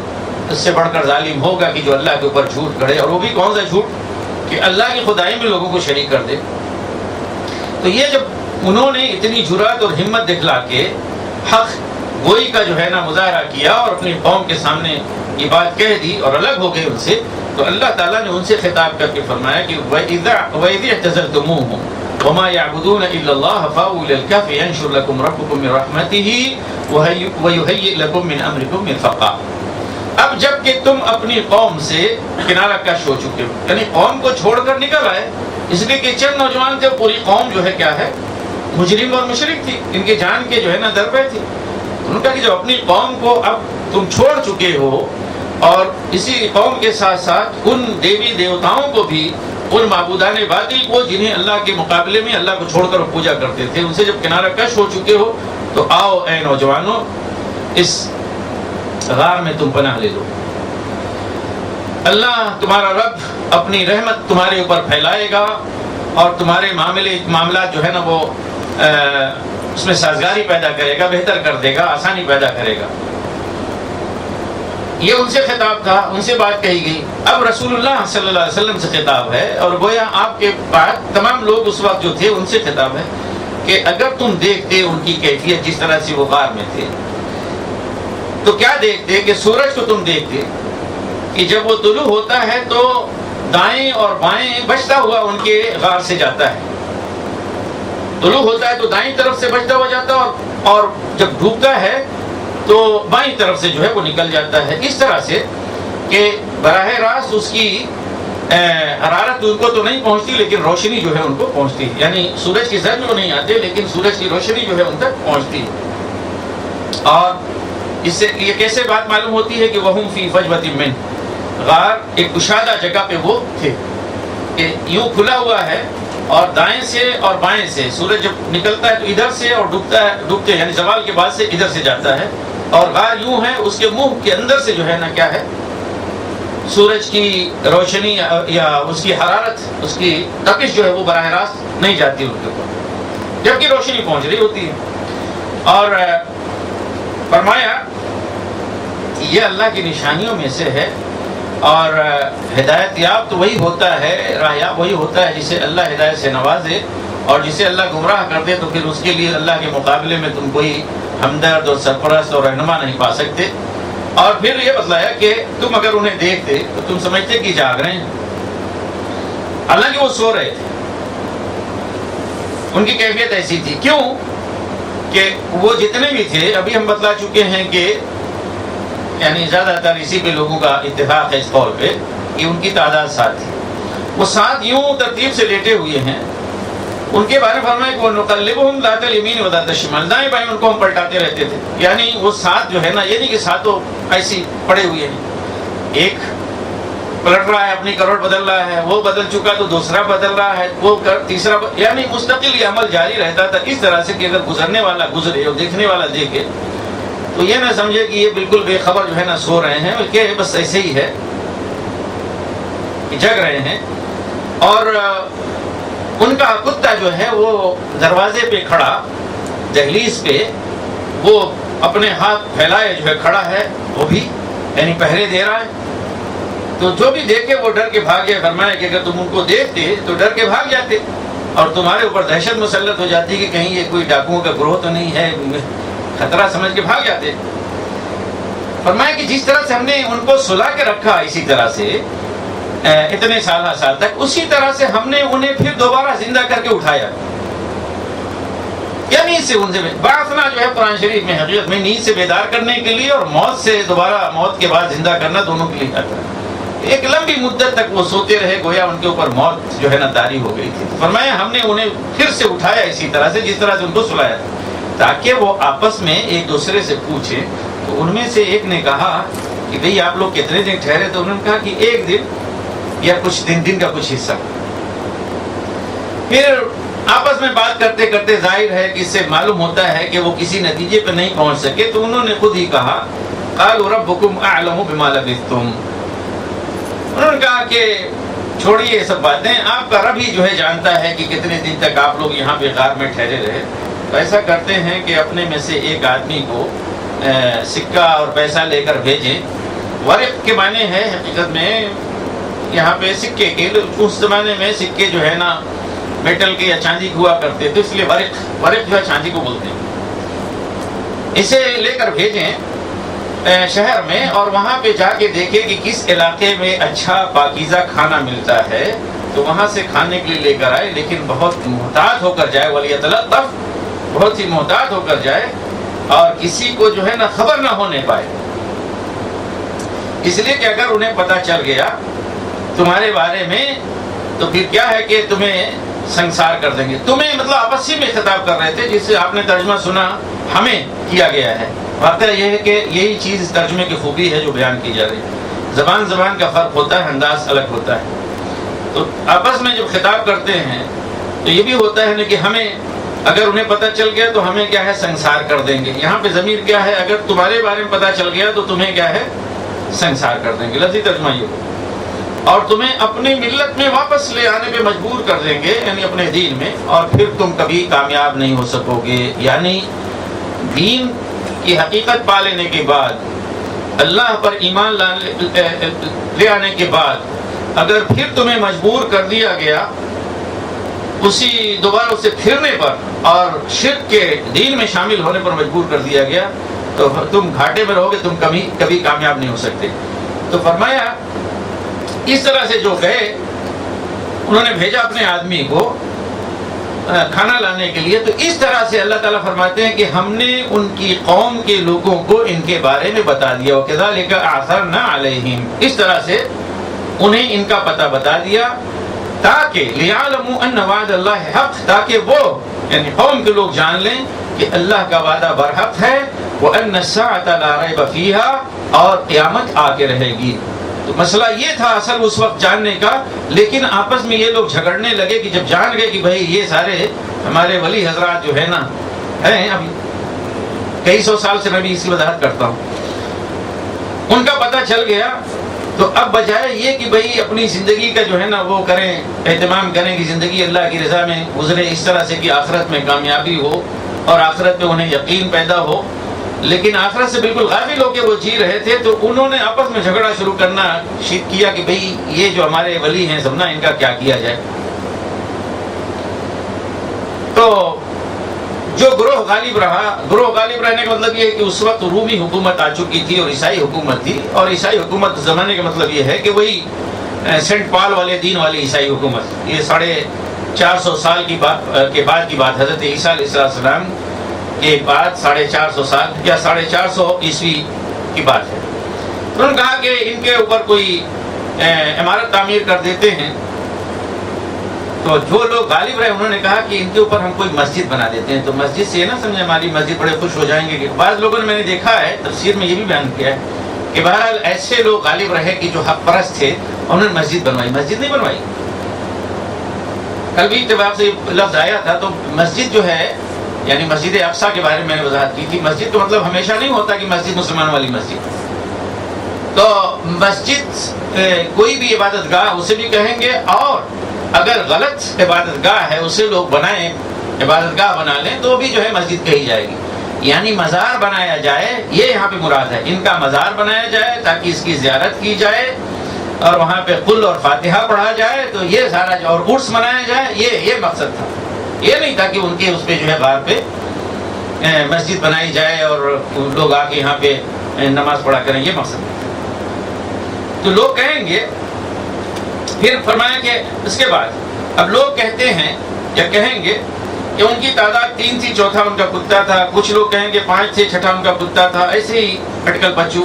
اور کچھ لوگ کہیں گے 7 ان کا، 8واں ان کا کتا تھا. اے نبی صلی اللہ علیہ وسلم کہہ دیجئے کہ میرا رب ہی ان کی تعداد کو بخوبی جانتا ہے، اور ان کے بارے میں بہت ہی تھوڑے لوگوں کو پتا ہے، لوگ نہیں جانتے. تو ان کے بارے میں آپ کوئی جو ہے نا حجت اور جرح نہ کریں، اور اس مسئلے میں یا اس معاملے میں ان میں سے کسی سے پوچھے بھی نہیں. اور وَلَا تَقُولَنَّ لِشَيْءٍ إِنِّي فَاعِلٌ ذَلِكَ غَدًا، اور کسی چیز کے بارے میں آپ یہ نہ کہیں کہ میں کل اس کو کر دوں گا. اس کے بارے میں روایت آتی ہے واللہ اعلم بالصواب کہ اسی واقعے کے سلسلے میں جب لوگوں نے رسول اللہ صلی اللہ علیہ وسلم سے پوچھا تو انہوں نے کہا کہ ٹھیک ہے میں کل بتا دوں گا. اور وہاں پہ اس وقت آپ نے انشاءاللہ نہیں کہا تھا، یعنی گویا اتنا اعتماد تھا کہ کل یہ بات ہو ہی جائے گی. تو وہ اس کے نتیجے میں وہی جو ہے نا کچھ روز رک گئی. تو اسی موقع پہ رسول اللہ صلی اللہ علیہ وسلم کو یہ انتباہ دیا گیا کہ کسی بھی کام کرنے کا، چاہے نبی ہو یا کوئی بھی شخص ہو، اپنے طور پہ یہ نہ کہہ دیا کرے کہ میں یہ کل کر دوں گا. کل آپ کو معلوم ہی نہیں کہ کل آپ رہیں گے کہ نہیں رہیں گے، کل آپ کر بھی سکتے ہیں کہ نہیں کر سکتے ہیں. فرمایا کہ کسی چیز کے بارے میں یہ نہ کہا کرو، اور یہ اب ہم سب کے لیے حقیقت میں خطاب ہے. یہ نہ کہا کرو کہ میں یہ کل کام کر دوں گا، ہاں کل کام کروں گا انشاءاللہ کہہ کے کہا کرو. اور اگر بھول جاؤ بات کہتے ہوئے کہ کل یہ کر دوں گا اور انشاءاللہ اس وقت نہ کہا، بھول جاؤ، تو پھر جب یاد آئے تو کہہ دیا کرو کہ انشاءاللہ میں ایسا کروں گا. اور یہ کہا کرو امید ہے کہ میرا رب میری رہنمائی کرے گا، اور تاکہ میں اس سے زیادہ جو یعنی قرین ہدایت ہے، اس سے لگتی ہوئی بات ہے، اس کے قریب میں ہو جاؤں. تو اس چیز کی اللہ میری جو ہے نا اس کی طرف رہنمائی کرے گا. اب پھر وہی سلسلہ اس سے پچھلے واقعے سے جڑ گیا کہ وَلَبِثُوا فِي كَهْفِهِمْ 300 سِنِينَ وَازْدَادُوا 9. اس آیت کا صرف ترجمہ کیا جائے تو اس کا ترجمہ ہوگا کہ اور وہ لوگ اپنے غار میں پڑے رہے 300 سال اور بڑھ گئے 9. تو اس کا ترجمہ یوں بھی کیا جاتا ہے کہ وہ 300 سال پڑے رہے، اور بعض لوگوں نے کہا 9 اس پہ اور بڑھایا ہے، یعنی 309. تو اس سے بعض لوگوں نے یہ سمجھ لیا ہے کہ قرآن شریف کہتا ہے کہ وہ غار میں 309 سال رہے. یہ بات درست نہیں ہے. قرآن شریف نے ان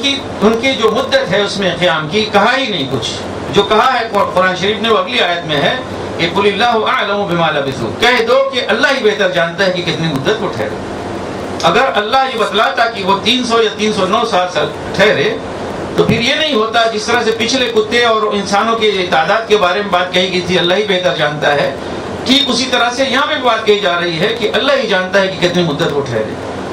تو واقعہ یہ ہے، اب یہیں پہ بات یہ ختم ہو گئی. تو یہ واقعہ بیان کیا جاتا ہے جیسا کہ تفسیری روایات ہیں، تفسیر کتابوں موجود ہیں. یہ تقریباً 250 سال بعد کی بات ہے، یعنی 250-249 عیسوی کی بات ہے. اور یہ واقعہ پیش آیا تھا موجودہ ترکی کے شہر ازمیر میں، اسی شہر میں اس کے آس پاس کے، جس کو افسوس کہا جاتا ہے یا افسوس. تو وہاں پہ چند جو ہے نوجوان وہ عیسائی بن گئے تھے. عیسائی کا مطلب یہ ہے کہ وہ دین توحید پر ایمان لائے تھے، اور وہاں پہ مشرک قوم بستی تھی. تو وہی جس طرح سے یہ لوگ تھے مشرکین مکہ، مشرکین عرب، تو انہوں نے ان کے وجود کو یا ان کی دعوت کو یا ان کے نظریے کو برداشت نہیں کیا. جب ان لوگوں کو یہ پتا چلا کہ ہمیں اپنا دین اور اپنا عقیدہ جو ہے بچانا اب مشکل ہے، دشوار ہو گیا ہے، تو وہ اپنے قوم کو اور ان کے شرک کو، ان کی بت پرستی کو، ان کے نظام کفر کو چھوڑ کر وہ نکل آئے محض اللہ کے اوپر بھروسہ کر کے. تو اللہ تعالیٰ نے انہیں ٹھکانہ دیا، ان کی رہنمائی کی، اپنی رحمت سے نوازا کہ انہیں اس غار میں سلا دیا۔ پھر تقریباً 200 سال کے بعد، اور بالتحدید بعض یعنی مفسرین یا بعض اسکالرز کہتے ہیں کہ 196 سال کے بعد حکومت بدل گئی ہے، اور اس وقت یہ پورا ملک یا پورا شہر جو ہے وہ عیسائی بن چکا تھا۔ یعنی اب وہاں وہ دین جو وہ نظام تھا وہ ختم ہو کے اب عیسائیوں کا وہ جو ہے عیسائیوں کی حکومت تھی، اور رومن امپائر کے تحت یہ علاقہ ہو چکا تھا اور عیسائی تھے سارے۔ ایسے وقت میں اللہ سبحانہ و تعالیٰ نے ان لوگوں کو اٹھایا، تو پھر وہی واقعہ پیش آیا کہ اپنے ان میں سے ایک آدمی کو انہوں نے بھیجا کہ جائیے کھانا لے کر آئیے، دیکھیں جہاں پہ بہترین کوئی علاقہ ہو اچھا، جہاں صاف ستھرا کھانا لیتا ہو، بڑے بچتے بچاتے جائیں۔ وہ تو یہ سمجھ رہے تھے کہ ابھی ہم لوگ کل آ کے سوئے ہیں اور آج کی بات ہے، بھوک لگی ہے، چل کے بھوک مٹا لیں۔ لیکن وہ آدمی جب گیا تو وہ دیکھا، یعنی ان کا ایک ساتھی جب گیا تو دیکھا کہ دنیا بدل گئی ہے، اور وہ بھی دنیا والوں کی نگاہ میں بالکل بدلا ہوا ہے، لباس بدلے ہوئے ہیں، انداز بدلا ہوا ہے، مارکیٹ بدلی ہوئی ہے، ہر ایک چیز۔ 200 سال تو معمولی نہیں ہوتے، اور وہ حکومت بدلی ہوئی، حکومت بدلنے کی وجہ سے تہذیب بدل گئی ہے بالکل۔ بہرحال بچتے بچاتے وہ گئے کسی ریسٹورینٹ پہ، جا کے انہوں نے دیا کہ بھائی کھانا ملے گا، اور سکہ اپنا دیا۔ وہ آدمی دیکھ کے جو ہے نا وہ شک میں پڑ گیا کہ یہ ہے کوئی چیز جو ہے نا، اور اس نے جو ہے اس نے یہ سمجھا کہ یہ شاید کسی خزانے پہ، پرانے خزانے پہ اس کا ہاتھ لگ گیا ہے، جہاں پہ کوئی خزینہ پہلے کا مدفون تھا، اس لیے کہ یہ سکہ اب رائج نہیں ہے، اس زمانے کا سکہ ہے۔ تو اس نے لوگوں کو خبر کی، بات پھیلتی گئی، اتنے میں تیزی کے ساتھ پھر اس زمانے میں کچھ افواہیں اس طرح کی یا حکایتیں، کہانیاں گشت کر رہی تھی کہ اس شہر سے کبھی کچھ اس طرح سے نوجوان، چند نوجوان، وہ محض عیسائی ہو جانے کی وجہ سے جب انہیں ستایا گیا تو وہ چھوڑ کے نکل گئے، ان کا کچھ پتہ نہیں چلا، اور کچھ 8 ایسے اشاروں سے شاید ان لوگوں نے یہ بھی کہا کہ بھئی وہ کچھ گئے اس طرف، شاید کسی غار میں کیا ہوا نہیں پتہ چلا۔ تو ہو نہ ہو یہ وہی لوگ ہیں، اور بات وہی ہوئی، تو ان کو پکڑ لیا اور یہ لے کر آئے اپنے ساتھیوں کے پاس۔ تو سارے لوگوں نے دیکھا کہ وہ سب ساتھی بیٹھے ہوئے ہیں، یہ بھی بیٹھے ہوئے ہیں، وہ لوگ اٹھے السلام علیکم کہہ کے پھر سو گئے، اس طرح سے کہ مستقل سو۔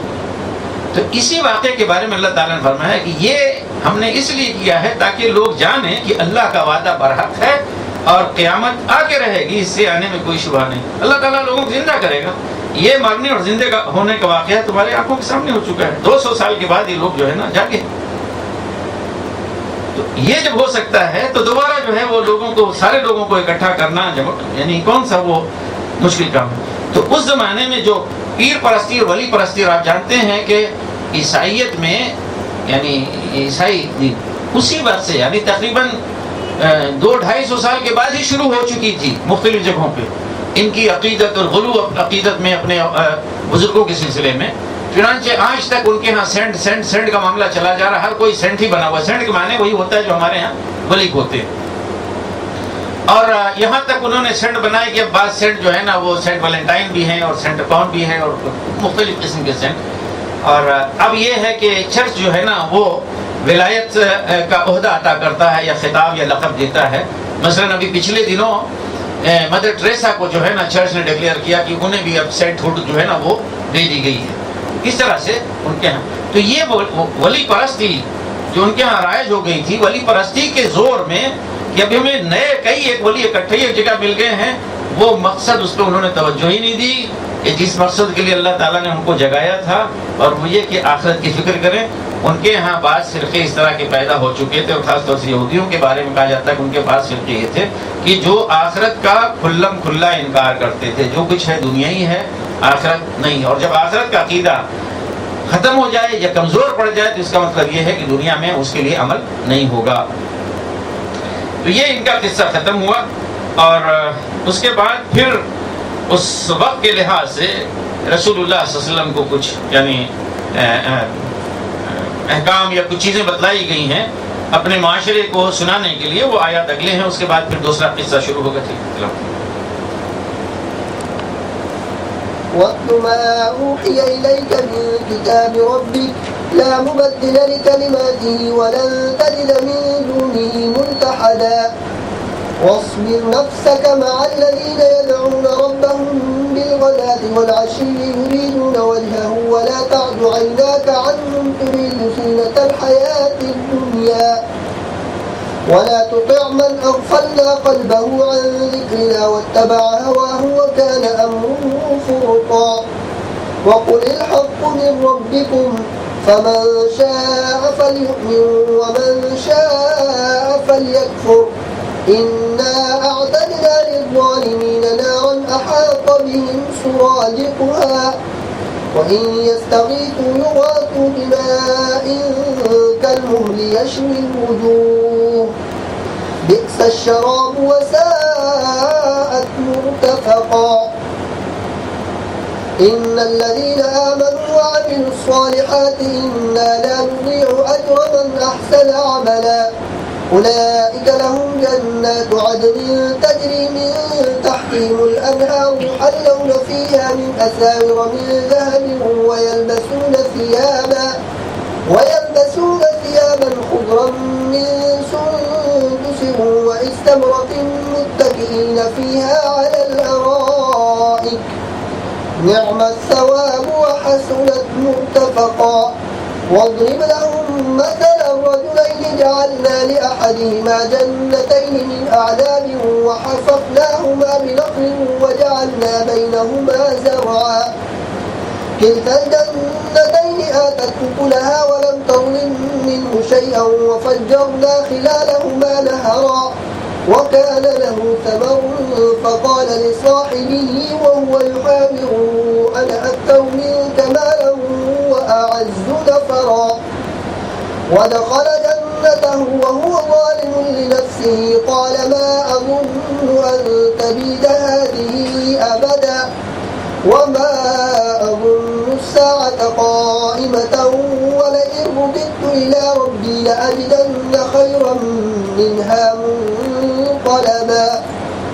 قال له صاحبه وهو يحاوره أكفرت بالذي خلقك من تراب ثم من نطفة ثم سواك رجلا لكن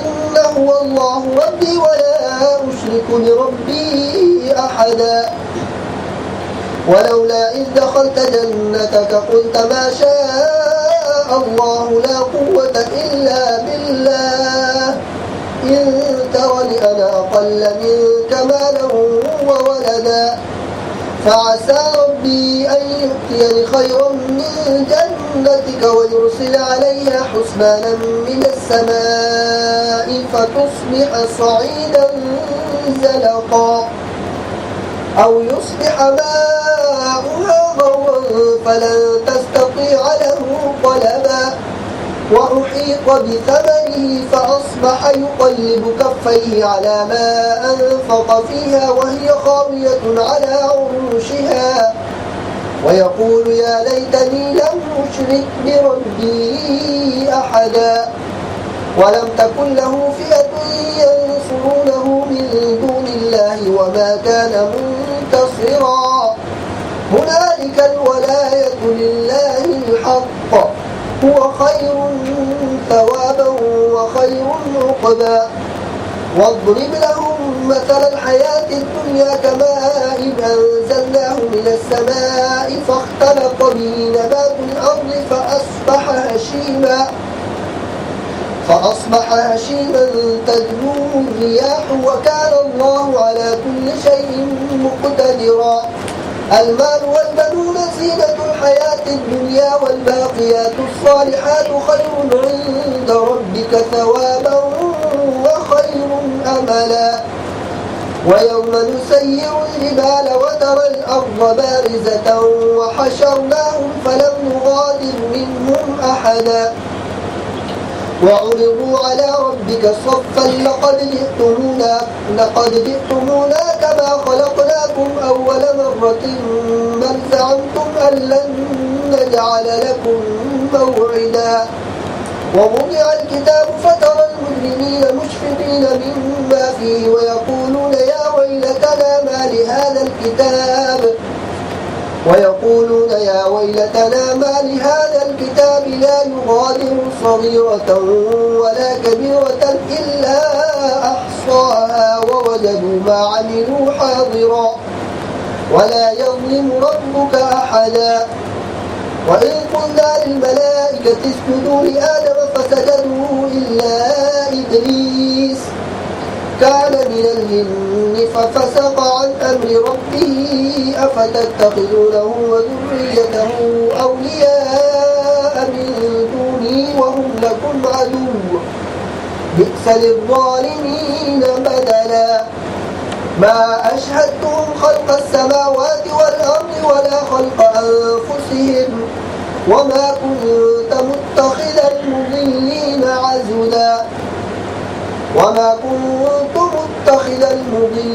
عضدا ويوم يقول نادوا شركائي الذين زعمتم فدعوهم فلم يستجيبوا لهم وجعلنا بينهم موبقا. ورأى المجرمون النار فظنوا أنهم واقعوها ولم يجدوا عنها مصرفا. ولقد صرفنا في هذا القرآن للناس من كل مثل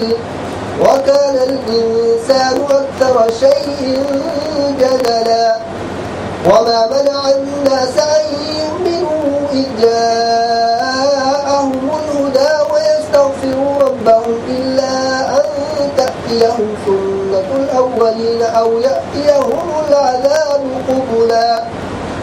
وما نرسل المرسلين إلا مبشرين ومنذرين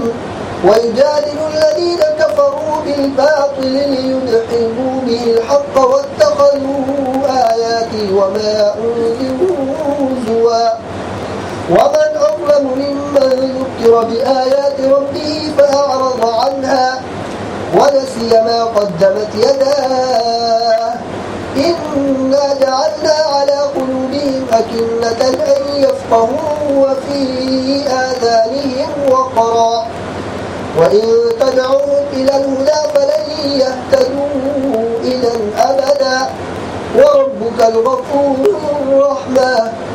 لو يؤاخذهم بما كسبوا لعجل لهم العذاب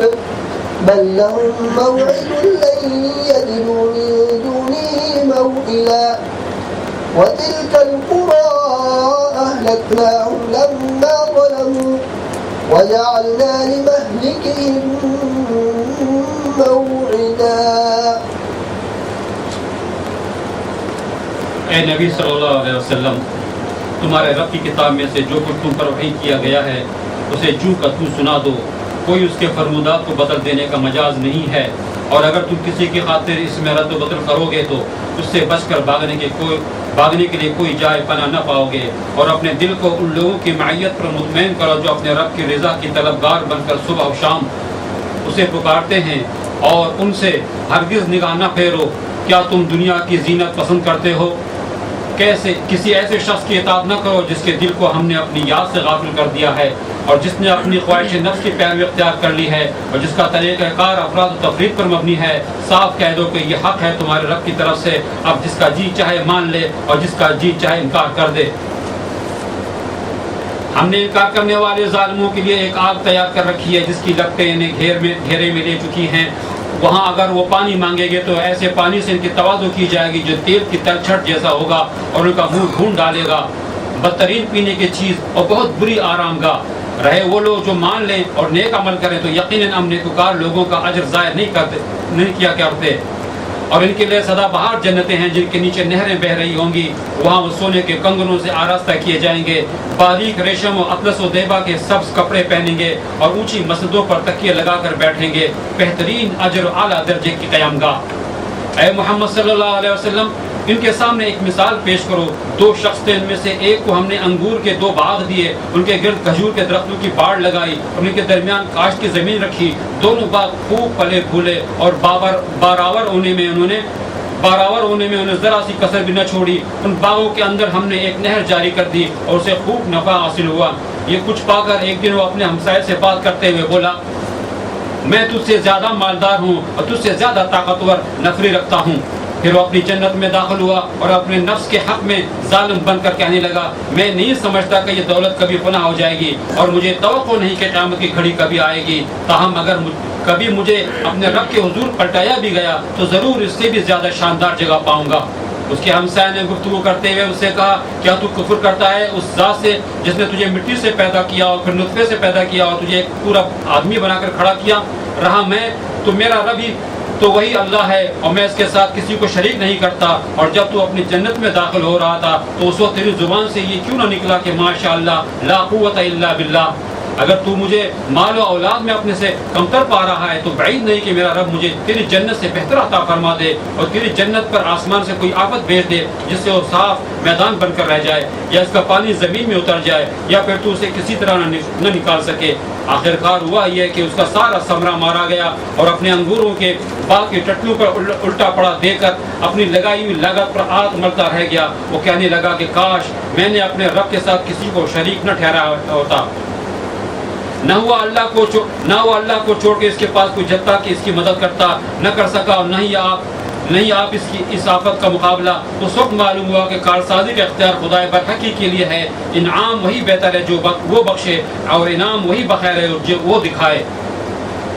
اے نبی صلی اللہ علیہ وسلم انہیں حیات دنیا کی حقیقت اس مثال سے سمجھاؤ کہ آج ہم نے آسمان سے پانی برسایا تو زمین کی پود خوب گھنی ہو گئی اور کل وہی نباتات گھس بن کر رہے گی جسے ہوائیں اڑائے لیے پھرتی ہیں۔ اللہ ہر چیز پر قدرت رکھتا ہے۔ یہ مال اور یہ اولاد محض دنیاوی زندگی کی ایک ہنگامی آرائش ہے، اصل میں تو باقی رہ جانے والی نیکیاں ہی تیرے رب کے نزدیک نتیجے کے لحاظ سے بہتر ہیں اور انہی سے اچھی امیدیں وابستہ کی جا سکتی ہیں۔ فکر اس دن کی ہونی چاہیے جبکہ ہم پہاڑوں کو چلائیں گے اور تم زمین کو بالکل برہنہ پاؤ گے، اور ہم تمام انسانوں کے اس طرح گھیر پر جمع کریں گے کہ اگلوں پچھلوں میں سے ایک بھی نہ چھوٹے گا، اور سب کے سب تمہارے رب کے حضور صف در صف پیش کیے جائیں گے۔ لو دیکھ لو آ گئے نا تم ہمارے پاس، اسی طرح جیسے ہم نے تم کو پہلی بار پیدا کیا تھا۔ تم نے تو یہ سمجھا تھا کہ ہم نے تمہارے لیے کوئی وعدے کا وقت مقرر ہی نہیں کیا ہے، اور نامہ اعمال سامنے رکھ دیا جائے گا۔ اس وقت تم دیکھو گے کہ مجرم لوگ اپنی کتاب زندگی کے اندراجات سے ڈر رہے ہوں گے اور کہہ رہے ہوں گے کہ ہائے ہماری کم بختی، یہ کیسی کتاب ہے کہ ہماری کوئی چھوٹی بڑی حرکت ایسی نہیں رہی جو اس میں درج نہ ہو گئی ہو۔ جو کچھ انہوں نے کیا تھا وہ سب اپنے سامنے حاضر پائیں گے، اور تیرا رب کسی پر ذرا برابر ظلم نہ کرے گا۔ یاد کرو جب ہم نے فرشتوں سے کہا کہ آدم کو سجدہ کرو تو انہوں نے سجدہ کیا مگر ابلیس نے نہ کیا، وہ جنوں میں سے تھا اور اس لیے اپنے رب کے حکم کے اطاعت سے نکل گیا۔ اب کیا تو مجھے چھوڑ کر اس کو اور اس کی ذریت کو اپنا سرپرست بناتے ہو حالانکہ وہ تمہارے دشمن ہیں؟ بڑا ہی برا بدل ہے جسے ظالم لوگ اختیار کر رہے ہیں۔ میں نے آسمان و زمین پیدا کرتے وقت ان کو نہیں بلایا تھا، نہ خود ان کی اپنی تخلیق میں انہیں شریک کیا تھا۔ میرا یہ کام نہیں ہے کہ گمراہ کرنے والوں کو اپنا مددگار بنایا کروں۔ پھر کیا کریں گے یہ لوگ اس روز جبکہ ان کا رب ان سے کہے گا کہ پکارو آپ ان ہستیوں کو جنہیں تم میرا شریک سمجھ بیٹھے تھے۔ یہ ان کو پکاریں گے مگر وہ ان کی مدد کو نہ آئیں گے۔ ہم ان کے درمیان ایک ہی ہلاکت کا گڑھا مشترک کر دیں گے۔ سارے مجرم اس روز آگ دیکھیں گے اور سمجھ لیں گے کہ اب انہیں اس میں گرنا ہے اور اس سے بچنے کے لیے کوئی جائے پناہ نہ پائیں گے۔ ہم نے اس قرآن میں لوگوں کو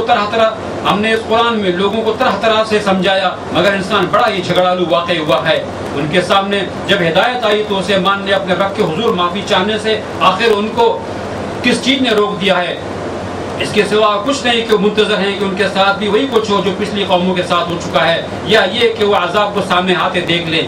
رسولوں کو ہم اس کام کے سوا کسی غرض کے لیے نہیں بھیجتے کہ وہ بشارت و تبلیغ کی خدمت انجام دے دیں، مگر کافروں کا حال یہ ہے کہ وہ باطل کے ہتھیار لے کر حق کو نیچا دکھانے کی کوشش کرتے ہیں، اور انہوں نے میری آیات کو اور ان تنبیہات کو جو کی گئی تھی مذاق بنا لیا ہے۔ اور اس شخص سے بڑھ کر ظالم اور کون ہے جسے اس کے رب کی آیات سنا کر نصیحت کی جائے اور ان سے منہ پھیرے اور اس برے انجام کو بھول جائے جس کا سر و سامان اس نے اپنے لیے خود اپنے ہاتھوں تیار کیا۔ جن لوگوں نے یہ روش اختیار کی ہے ان کے دلوں پر ہم نے غلاف چڑھا دیے ہیں جو انہیں قرآن کی بات سمجھنے نہیں دیتے، اور ان کے کانوں میں ہم نے گرانی پیدا کر دی ہے۔ تم انہیں ہدایت کی طرف کتنے ہی بلاؤ وہ اس حالت میں کبھی ہدایت نہ پائیں گے۔ تیرا رب بڑا درگزر کرنے والا رحیم ہے، اور ان کے کرتوتوں پر انہیں پکڑنا چاہتا تو جلد ہی عذاب بھیج دیتا، مگر ان کے لیے وعدے کا ایک وقت مقرر ہے اور اس سے بچ کر بھاگ نکلنے کی یہ کوئی راہ نہ پائیں گے۔ یہ عذاب رسیدہ بستیاں تمہارے سامنے موجود ہیں، انہوں نے جب ظلم کیا تو ہم نے انہیں ہلاک کر دیا، اور ان میں سے ہر ایک کی ہلاکت کے لیے ہم نے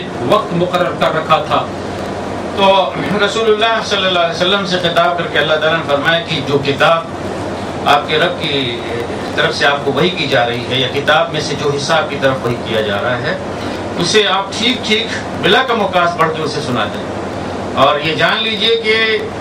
اللہ کے کلمات کو کوئی بدل نہیں سکتا، اور اگر کسی نے بدلنے کی کوشش کی تو اسے پھر کوئی جائے پناہ نہ ملے گی۔ یعنی مشرکین رسول اللہ صلی اللہ علیہ وسلم سے ایک اس پہ جو ہے کمپرومائز کرنے کے لیے تیار تھے، اور یہ مطالبہ کرتے تھے کہ آپ بھی اس کے لیے تیار ہو جائیے۔ ایسے بھی کیا کہ ہر بات آپ ہی کی چلے، ہماری کوئی بھی بات نہ مانی جائے۔ تو یعنی مختلف معاملات میں جو احکام نازل ہو رہے ہیں، یا حلال حرام بتلایا جا رہا ہے، یا ان کے بتوں کی جو ہے مذمت کی جا رہی ہے، ان کی نفی کی جا رہی ہے، تو انہوں نے کہا بھائی کچھ تو تھوڑا مان لیجئے۔ انہوں نے کہا کچھ نہیں، اس میں ذرا سی بھی کوئی بات نہیں مانی جائے کہ بس وہی اللہ کی کتاب، وہی اب تمہارے اور سب کے درمیان قول فیصل ہے، اس میں کسی شخص کو کوئی مجاز حاصل نہیں ہے، کوئی شخص مجاز نہیں اس چیز کا کہ اس میں کوئی تبدیلی کرے۔ اور پھر وہ لوگ، یہ بھی تھا کہ رسول اللہ صلی اللہ علیہ وسلم کے پاس جو غریب اور کمزور بے بس قسم کے صحابہ غلام ایسے تھے جو جمع ہوتے تھے، ان پہ وہ جو ہے نا مذاق اڑاتے کہ بھئی آپ کیسے ہم آپ کے پاس آگے بیٹھے، یہ دیکھیں کیسے کیسے لوگوں کو آپ نے اپنے پاس بیٹھا کر رکھا ہے، ان کو یہاں سے ہٹائیے تو ہم جو ہے آپ کے یہاں آ کے بیٹھیں اور آپ سے کچھ گفتگو کریں۔ تو یہ خاص طور سے حضرت بلال اور زہیب اور عمار اور یہ عبداللہ بن مسعود رضوان اللہ تعالی علیہم، ان سارے جیسے لوگوں کو دیکھتے کہ بھئی یہ لوگوں، یعنی گویا انہیں حیرت ہوتی کہ قریش کا اتنا جو ہے نمایاں فرد، قریش کے آپ چشم و چراغ، اس حد تک جو ہے آپ پستی میں چلے گئے، ایسے لوگوں کو بیٹھا ہے ان کے ساتھ بیٹھتے ہیں۔ چودراہٹ ان کی تھی، بھلا چودھری کے سامنے اور اس کے ساتھ کوئی ایک خاری کیسے آگے بیٹھ سکتا ہے؟ تو اس پہ وہ کہتے تھے، لیکن اللہ تعالیٰ نے کہا اے نبی اپنے آپ کو انہی لوگوں کے ساتھ بیٹھا کے رکھو، جمع کے رکھو، کہ جو اپنے رب کو صبح و شام پکارتے ہیں، اللہ سے دعائیں کرتے ہیں، جو اللہ ہی کی خوشنودی کی طالب ہیں، اور کبھی بھول کے بھی تمہاری نگاہ ان چیزوں کی طرف نہ اٹھے، دنیا کی زندگی کا ساز و سامان جو اللہ تعالیٰ نے ان لوگوں کو دیا ہے۔ تو یعنی یہ نہیں کہ رسول اللہ صلی اللہ علیہ وسلم، بارہ میں یہ کہہ چکا ہوں، اس طرح کی آیات آتی ہے، اس طرح سے خطاب ہوتا ہے، تو رسول اللہ صلی اللہ علیہ وسلم کو جب اس طرح کی بات کہی جاتی ہے تو یہ نہیں کہ آپ کے اندر کوئی واقعتاً ایسی کوئی چیز تھی، سوچ ہو سکتی تھی۔ حقیقت میں اس کے پیچھے ان لوگوں کو میسج دیا جا رہا ہے کہ اے وہ لوگوں گھمنڈ کرنے والوں، تم یہ سمجھتے ہو کہ اللہ کا رسول ایسا کرے گا؟ تو نہیں، یہ تمہاری خام خیالی، تمہاری بھول ہے، اور تم اپنی چودراہٹ اور بڑکپن اپنے پاس رکھے رہو، اس کی کوئی حیثیت اللہ کے رسول کے پاس نہیں ہے۔ اور یہ اعلان کروا دیا گیا ویسے جیسے اصحاب کہف نے یعنی جرأت کے ساتھ اپنے قوم کے سامنے وہ اپنے حق کا مظاہرہ کیا تھا، تو انہوں نے رسول اللہ صلی اللہ علیہ وسلم سے یہ کہا گیا کہ آپ بھی کہہ دیجئے کہ قل الحق من ربکم، کہہ دیجئے، اعلان کر دیجئے کہ حق تو وہی ہے جو تمہارے رب کی طرف سے آیا ہے، تم لوگوں کے، یعنی اس میں نہیں کہ مومنین کو خطاب کیا گیا ہے، بلکہ تم لوگ مشرکین اور غیر مشرکین جو بھی وہاں پہ تھے، حق وہی بات ہے جو تمہارے رب کی طرف سے آئی ہے، تو اب جس کا جی چاہے ایمان لائے اور جس کا چاہے نہ لائے، اپنے کفر پہ پڑا رہے۔ لیکن بہرحال اللہ تعالیٰ کی فیصلہ ہے کہ اللہ تعالیٰ نے کہہ دیا کہ ہم نے ایسے ظالموں کے لیے وہ آگ تیار کر رکھی ہے کہ جس کی لپٹیں جو ہے نا ان کو اپنے گھیرے میں لیے ہوئے ہیں، اور وہاں پہ یہ فریاد کریں گے، مانگیں گے کچھ کھانے اور پینے کے لیے، تو انہیں وہ پانی دیا جائے گا جسے مہل کہا گیا ہے۔ مہل کے معنی ایک تو یہ ہے کہ تیل کی تلچھٹ، اور یہاں سے اس سے مراد کھولتا ہوا تیل، اور مہل کے معنی کسی دھات کے یا تانبے کے، پگھلے ہوئے تانبے کے بھی ہیں، تو زیادہ تر یعنی مترجمین نے اس سے مراد تیل کی تلچھٹ ہی لیا ہے۔ تو اس طرح کی چیز انہیں دی جائے گی، لیکن وہ کیا ہوگی کہ جب وہ پئیں گے تو ان کے چہرے کو بھون کر رکھ دے گی، وہ مہل جو ہے وہ تیل کی تلچھٹ ان کے چہرے کو بھون کے رکھ دے گی، اور بہت ہی بڑا برا جو ہے پینا ہوگا۔ اس کے برعکس اہل ایمان کو جو ہے جنت ملے گی، اور جنت بھری، اس میں نعمتوں بھری جنت، جہاں پہ وہ یعنی عیش کر رہے ہوں گے اور خوش ہوں گے۔ اور پھر کہا گیا کہ آپ انہیں مثالوں سے سمجھائیے، تو دو مثالیں بیان کی گئی ہیں۔ ایک مثال تو ہے کہ باغ والے کی، تو دو شخص ہیں، دو شخص ان کا آپس میں مذاکرہ ہوتا ہے، بات چیت ہوتی ہے۔ ایک شخص ان میں سے کیا ہے کہ جسے اللہ تعالیٰ نے دو باغ دیے ہیں، اور یہ باغ جو ہے نا انگور کھجوروں کی طرف سے بھرے ہوئے ہیں، اس میں کیاریاں بنی ہوئی ہیں کھیتیوں کے لیے، بڑا خوشنما اور بہترین باغ، اور ہر باغ جو ہے نا خوب پھل لایا وغیرہ وغیرہ۔ تو وہاں پہ وہ شخص جس کا باپ تھا وہ دوسرے سے کہتا ہے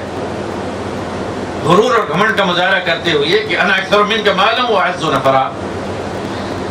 میں تم سے زیادہ جو ہے مال و دولت میں بڑھا ہوا ہوں اور نفری بھی میرے پاس بہت زیادہ ہے، اہل اولاد اور دوسرے لوگ میرے پاس بہت زیادہ ہیں۔ اور پھر یہ اپنے ساتھی کو سنا کے یا پڑوسی کو سنا کہ اس طرح کی بات آگے بڑھ گیا کہ بھئی یعنی مطلب یہ کہ تمہاری حیثیت تو نہیں کہ تم میرے برابر بیٹھو، تم مجھ سے پست ہو۔ اور یہ کہہ کے وہ اپنی جنت میں داخل ہوا۔ ان لوگوں کی جنت دنیا میں یہی ہوتی ہے، یعنی اپنے باغ میں داخل ہوا، اللہ اس حال میں کہ اس نے اپنے اوپر ظلم ڈھایا تھا، اور اس وقت اپنے باغ میں داخل ہوتے ہوئے، فارم میں داخل ہوتے ہوئے کہتا ہے کہ میں نہیں سمجھتا کہ یہ باغ کبھی جو ہے نا فنا ہو سکتا ہے، اور میں یہ بھی نہیں سمجھتا کہ قیامت کبھی آنے والی ہے، لیکن اگر آئی بھی قیامت تو کوئی مسئلہ نہیں ہے، میں وہاں پہ اگر گیا، قیامت برپا ہوئی اور آخرت کوئی چیز ہے تو وہاں پہ میرا انجام وہاں پہ بھی بہتر ہوگا، بلکہ یہاں سے بھی اور زیادہ اچھا ہوگا۔ اس کی دلیل یہ ہے کہ مجھے دنیا میں یہ خوشحالی حاصل ہے، باغ مجھے ملا ہوا ہے۔ تو اس پہ اس کے ساتھی نے ٹوکا کہ یہ کفریہ انداز ہے، اس طرح سے بات نہ کرو۔ بہرحال اس نے کہا جہاں تک میرا معاملہ ہے تو میں تو اللہ ہی کو جو ہے نا، وہی میرا رب ہے، اور میں اس کے ساتھ کسی کو شریک کرنے کے لیے یعنی تیار نہیں ہوں، کہ وہی ناممکن ہے، اور ایسا تمہیں رویہ اختیار کرنا چاہیے تھا۔ یعنی اس نے اپنے ساتھی کو ٹوکا کہ جب تم اپنے باغ میں داخل ہو رہے تھے تو تمہیں کہنا چاہیے تھا کہ ماشاء اللہ لا قوت الا باللہ، یعنی جو کچھ ہے یہ اللہ کی مشیت، اللہ کی دین ہے، ماشاء اللہ لا قوت الا باللہ، یعنی اس کو دینے میں بھی اور اس کو بچانے میں بھی میرے پاس نہ کسی اور کے پاس کوئی زور نہیں، صرف ہے اللہ کے پاس زور۔ یعنی اگر دیا ہے تو اللہ نے دیا ہے، اور اب باقی ہے تو اللہ ہی کی قوت سے باقی ہے، اور اللہ تعالیٰ اگر اسے ختم کرے تو پھر کوئی کیا ہے، مٹا بھی نہیں سکتا۔ اس لیے کوئی چیز، کوئی نعمت دیکھیں تو اس پہ اتنا ہی نہیں اکڑے نہیں، بلکہ کہ ماشاء اللہ لا قوت الا باللہ۔ بہرحال اس نے کہا اگر آج تم سمجھتے ہو، دیکھ رہے ہو کہ میں مال اولاد میں تم سے کم ہوں، تو ہو سکتا ہے کہ مجھے کل اللہ تم سے زیادہ بہتر دے دے، ہاں، اور تمہارے باپ کے اوپر وہ کوئی مصیبت، کوئی آفت جو ہے نازل کر دے اور چٹیل میدان بن جائے، یا اس کا پانی جو ہے خشک ہو جائے، تو پھر وہ کھڑی کھڑی فصل یا باغ جو ہے سوکھ جائے۔ ہوا یہی کہ اس پہ تباہی آ گئی، اور اس کے بعد وہ جو ہے نا اپنا کفے افسوس ملتا رہ گیا، اپنی ہتھیلی جو ہے نا فاصبح يقلب كفيه على ما انفق فيها وهي خاوية على عروشها، وہ باغ جو ہے نا یعنی اپنی ٹٹیوں پہ، یعنی چھتیں جو لگائی جاتی ہیں ان پہ الٹا اوندا پڑا ہوا ہے، اس پہ دیکھ کے کہ جو کچھ اس نے مال و دولت، یہاں پہ انفقہ کا مطلب یہ ہے کہ صرف مال ہی نہیں بلکہ محنت، کھیتی میں محنت لگتی ہے، ایسے بھی لگتے ہیں، تو جو کچھ اس پہ خرچ کیا افسوس کر رہا ہے، اور اس وقت کہہ رہا ہے کہ کاش میں نے اپنے رب کے ساتھ شرک نہ کیا ہوتا۔ تو اس مثال کے سے یہ بات سمجھ میں آئی کہ وہ وقت جو ہے نا افسوس کا نہیں ہوتا، تباہ ہو جائے، پکڑ گئے تو اس وقت وہ افسوس کا وقت نہیں ہے، یعنی انسان مر گیا، مرنے کا وقت آ گیا تو یہ جو ہے کوئی افسوس کرنے کا وقت نہیں ہے، افسوس پہلے کرے انسان اس وقت سدھرے کہ جب واقعتاً کوئی فائدہ ہوتا ہے۔ اور دوسری مثال دنیا کی زندگی کی فرمائے گی، انہیں یہ بھی مثال دے کے سمجھاؤ کہ دنیا کی زندگی کی مثال کیا ہے، کہ آسمان سے بارش ہوئی، فصل اگ گئی، خوب لہرا اٹھی، لیکن پھر وہ جو ہے وہ ہری بھری فصل کیا ہے کہ بالکل سوکھ کے چورا چورا ہو جاتی ہے، ریزہ ریزہ ہو جاتی ہے۔ یعنی یہ دنیا کی فصل بس ایسے ہی ہے کہ اس کی عمر بڑی کم ہے، کہ جس طرح سے ایک فصل لہلہاتی ہے اور پھر بڑے تھوڑے عرصے میں کیا ہے خشک ہو جاتی ہے، اس طرح سے کہ ہوائیں اسے جو ہے نا لے کے اڑ رہی ہوتی ہیں، اور اللہ ہر چیز پر قدرت رکھتا ہے۔ اور پھر یہ بھی بتلا دیا کہ مال اور مال و دولت، آل و اولاد، یہ دنیا کی زندگی کی زینت، دنیا کی زندگی کے سامان ہے، اور بہترین چیز تو وہ ہے کہ جو باقی رہ جانے والی ہیں، باقیات الصالحات، یہی تمہارے نزدیک، رب کے نزدیک کیا ہے، ثواب کے لحاظ سے بہتر ہے، اور امید اور توقع کے لحاظ سے بہتر ہے۔ کس دن؟ اس دن کی جس دن یاد کرو کہ ہم پہاڑوں کو چلا دیں گے اور تم زمین کو دیکھو گے کہ وہ بالکل کیا ہے، صاف چٹیل ہے۔ وَتَرَى الْأَرْضَ بَارِزَةً، یہ وہی بات ہے کہ جو شروع میں سورہ میں کہی گئی ہے، وَإِنَّا لَجَاعِلُونَ مَا عَلَيْهَا صَعِيدًا جُرُزًا، ایک وقت آئے گا کہ ہم زمین کو بالکل چٹیل میدان بنا دیں گے، ساری چیزیں اس پہ ختم، عمارتیں تباہ، ختم، پودے درخت ختم، بس مٹی یوں زمین نظر آئے گی برابر، اور اس میں کوئی چیز، کوئی نہ تو رویدگی ہوگی، نہ لوگ ہوں گے، نہ بلڈنگیں ہوں گی، عمارتیں ہوں گی، بس ایسی زمین۔ تو یہ وہی چیز یہاں پہ کہی جا رہی ہے کہ زمین کو، پہاڑوں کو ہم چلا دیں گے، وَتَرَى الْأَرْضَ بَارِزَةً، اور تم زمین کو دیکھو گے ننگی ہے، مطلب اس میں کچھ ہے ہی نہیں ہے، اور سب کو اکٹھا کریں گے،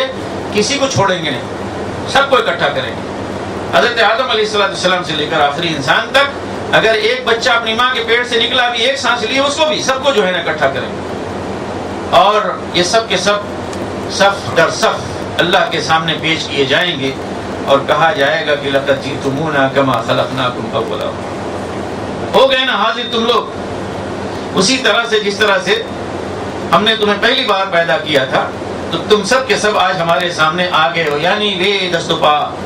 کچھ نہیں ہے تمہارے پاس، کوئی چیز نہیں ہے، تو تم بل زعمتم ان لن نجعل لکم موعدا، لیکن چونکہ تم نے یہ سمجھ رکھا تھا کہ ہم تمہارے لیے اس ملاقات کا کوئی وقت جو ہے متعین نہیں کریں گے، تو تم ویسی ڈھیر دنیا میں بنے رہے۔ تو اس کے بعد ہر ایک کا نامہ اعمال سامنے رکھ دیا جائے گا، تو کیا ہوگا کہ مجرم لوگ جو دنیا مجرم تھے، وہ دیکھ کے اس کتاب میں نامہ اعمال میں جو ہوگا وہ ڈر رہے ہوں گے، لرز رہے ہوں گے، اور کہیں گے کہ ہائے ہماری تباہی، یہ تو ایسی کتاب ہے کہ اس میں چھوٹی بڑی ہر چیز درج ہے، کچھ بھی بچا نہیں ہے، اور جو کچھ انہوں نے دنیا میں کیا ہوگا وہ سب اپنے سامنے پائیں گے، اور اللہ جو ہے تمہارا رب کسی کے ساتھ ظلم نہیں کرتا، یعنی اپنے ہیں اس کتاب کے مطابق، اپنے نامہ اعمال کے مطابق، یعنی وہ جو ہے کیا ہے جزا سزا پائیں گے۔ آگے جو ہے نا وہی فرشتوں کو سجدہ کرنے کا حکم دیا گیا، بتلایا گیا، اور اس میں ابلیس نے انکار کیا، اس کا تذکرہ گویا اس قصے سے یہ بتلایا جا رہا ہے کہ یہ لوگوں نے ابلیس کو اپنا جو ہے نا رہنما بنا لیا ہے، وہی ابلیس جو ان کے باپ کا جو ہے نا وہ دشمن تھا، اور جس نے شروع سے ان کے ساتھ دشمنی کا اعلان کیا، اسے انہوں نے اپنا جو ہے نا رہنما بنا لیا ہے، اور اب اسی کی بات وہ مان رہے ہیں۔ پھر آگے آیت نمبر 54 فرمایا کہ اس قرآن میں ہم نے ہر قسم کی مثالیں لوگوں کے لیے بیان کی، یعنی مختلف قسم کی مثالوں کے ذریعے سے ہم نے لوگوں کو سمجھایا، لیکن انسان اتنا جھگڑالو ہے، بس پوچھیے مت، یہاں بھی انسان سے مراد وہی مشرک، کہ انسان بہت ہی جھگڑالو واقع ہوا ہے، ایمان لا کر نہیں دیتا، اور کیوں ایمان نہیں لاتا، کیوں نہیں مانتا، جبکہ اس کے سامنے ہدایت آ چکی ہے، اور اللہ سے مغفرت کیوں نہیں طلب کرتا، اس لیے کہ وہ بھی جو ہے وہ چاہتا ہے کہ اس کے سامنے وہی حقیقت آئے، اور اس کے اوپر بھی وہی قانون لاگو ہو جو پچھلے انبیاء کرام علیہ السلام کی قوموں کے اوپر لاگو ہوا، یعنی ان کے اس کے اوپر بھی عذاب آ جائے۔ فرمایا کہ رسولوں کا کام یہ نہیں کہ وہ عذاب لے کر آئیں، رسول کا کام یہی ہوتا ہے کہ وہ اللہ کی طرف سے بشارت دینے والے اور ڈرانے والے بنا کر بھیج جاتے ہیں، بس ان کا کام یہ ہے۔ رہ گیا ہے لوگ جدیں کریں اور جھگڑے کریں، نہ مانیں، تو ظاہر ہے کہ دنیا میں کسی کو منوایا نہیں جا سکتا، بڑے سے بڑا جاہل بھی ہے، اور آپ بہت بڑی آپ کے پاس اونچی ڈگری ہے،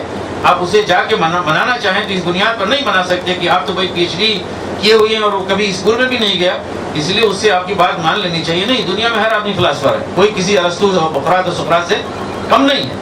تو دنیا میں کسی کو آپ منوا نہیں سکتے، تو ظاہر ہے کہ پھر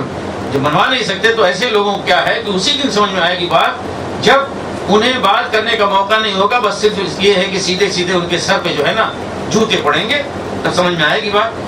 فرمایا کہ آج یہ کافر لوگ باطل کا ہتھیار لے کر وہ لڑ رہے ہیں تاکہ حق کو جو ہے نا ملیا میٹ کر دیں، پس کر دیں، مٹا دیں،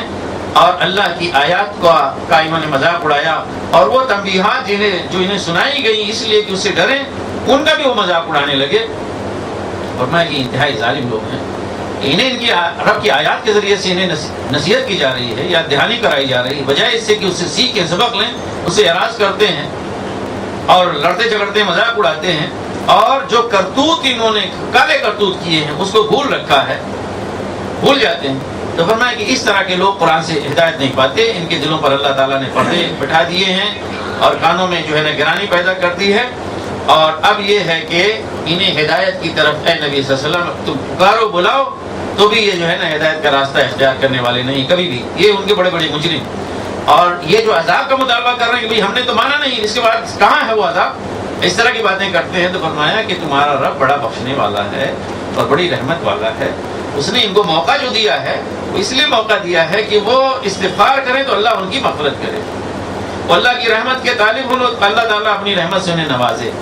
لیکن یہ جلدی بچا رہے ہیں۔ تو اگر اللہ تعالیٰ ان کے کرتوتوں پر ان کی پکڑ میں جلدی کرتا تو کب تک ان کے اوپر کیا ہے عذاب نازل کر دیتا۔ لیکن یہ نہ سمجھیں کہ چھوٹ جائیں گے، ان کے لیے ایک وقت طے ہے، اور جب وہ آ جائے گا تو یہ بچیں گے نہیں۔ فرمایا کہ دیکھ لو بستیاں ہیں پہلے گزر چکی ہیں، ہم نے انہیں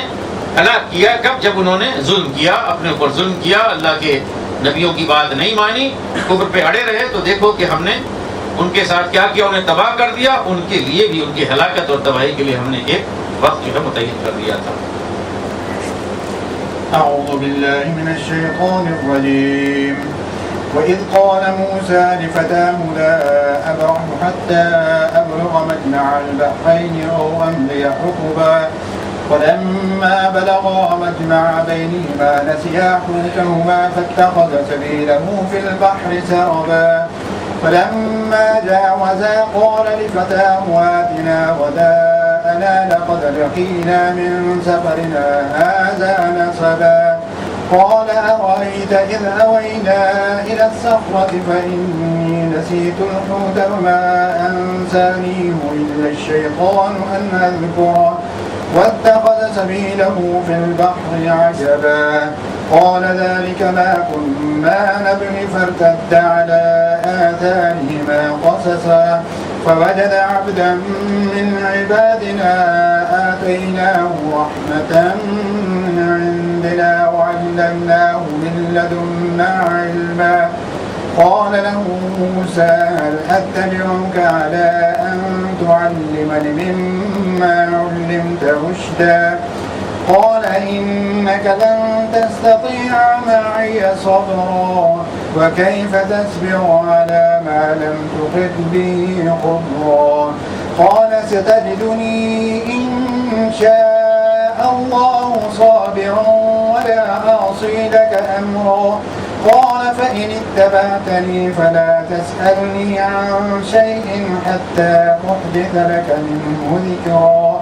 فانطلقا حتى إذا ركبا في السفينة خرقها قال أخرجتها لتغرق أهلها لقد جئت شيئا إمرا قال ألم أقل إنك لن تستطيع معي صبرا قال لا تؤاخذني بما نسيت ولا ترهقني من أمري عسرا فانطلقا حتى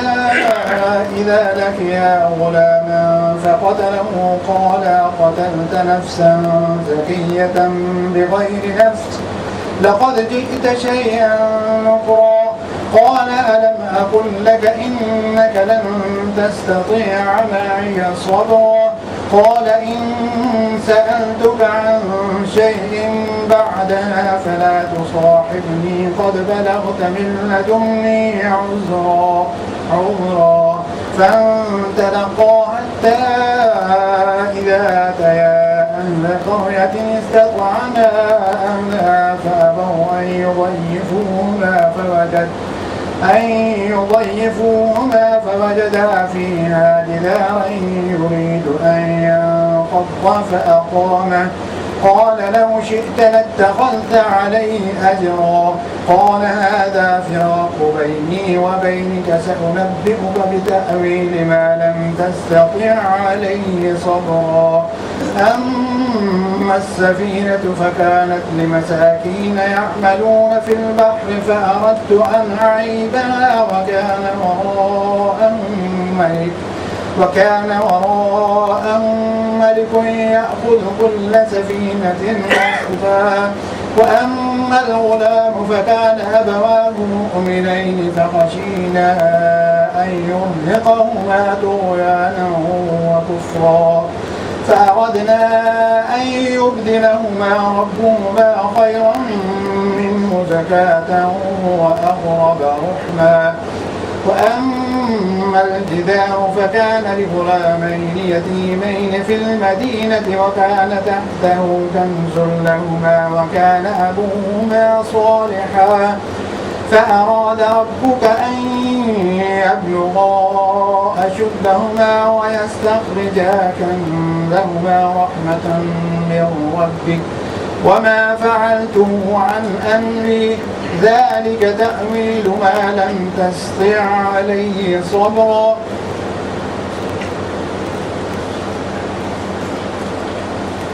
ذرا ان کو وہ قصہ سناؤ جو موسیٰ کو پیش آیا تھا، جبکہ موسیٰ نے اپنے خادم سے کہا تھا کہ میں اپنا سفر ختم نہ کروں گا جب تک کہ دونوں دریاؤں کے سنگم پر نہ پہنچ جاؤں، ورنہ میں ایک زمانے دراز تک چلتا ہی رہوں گا۔ بس جب وہ ان کے سنگم پر پہنچے تو اپنی مچھلی سے غافل ہو گئے اور وہ نکل کر اس طرح دریا میں چلی گئی جیسے کہ کوئی سرنگ لگی ہو۔ آگے جا کر موسیٰ نے اپنے خادم سے کہا، لاؤ ہمارا ناشتہ، آج کے سفر میں تو ہم بری طرح تھک گئے ہیں۔ خادم نے کہا، آپ نے دیکھا یہ کیا ہوا؟ جب ہم اس چٹان کے پاس ٹھہرے ہوئے تھے اس وقت مجھے مچھلی کا خیال نہ رہا اور شیطان نے مجھ کو ایسا غافل کر دیا کہ میں اس کا ذکر آپ سے کرنا بھول گیا۔ مچھلی تو عجیب طریقے سے نکل کر دریا میں چلی گئی۔ موسیٰ نے کہا، اسی کی تو ہمیں تلاش تھی۔ چنانچہ وہ دونوں اپنے نقش قدم پر پھر واپس ہوئے اور وہاں انہوں نے اپنے بندوں میں سے ایک بندے کو پایا جسے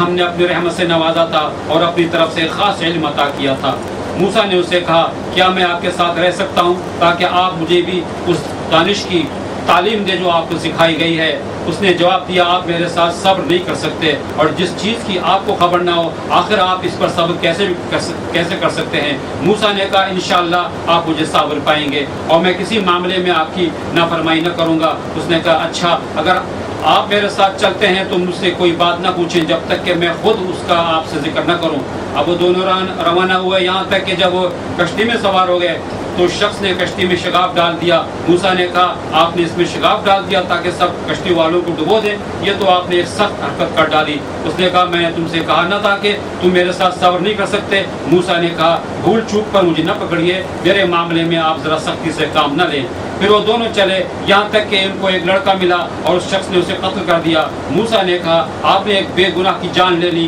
حالانکہ اس نے کسی کا خون نہ کیا تھا، یہ کام تو آپ نے ہی بہت برا کیا۔ اس نے کہا، میں نے تم سے کہا نہ تھا کہ تم میرے ساتھ صبر نہیں کر سکتے؟ موسیٰ نے کہا، اس کے بعد اگر میں آپ سے کچھ پوچھوں تو آپ مجھے ساتھ نہ رکھیں؟ لیجیے، اب تو میری طرف سے آپ کو عذر مل گیا۔ پھر وہ آگے چلے یہاں تک ایک بستی میں پہنچے، وہاں کے لوگوں سے کھانا مانگا مگر انہوں نے ان دونوں کی ضیافت سے انکار کر دیا۔ وہاں انہوں نے ایک دیوار دیکھی جو گرا چاہتی تھی، اس شخص نے اس دیوار کو پھر قائم کر دیا۔ موسیٰ نے کہا، اگر آپ چاہتے تو اس کام کی اجرت لے سکتے تھے۔ اس نے کہا، بس میرا اور تمہارا ساتھ ختم ہوا، اب میں تمہیں ان باتوں کی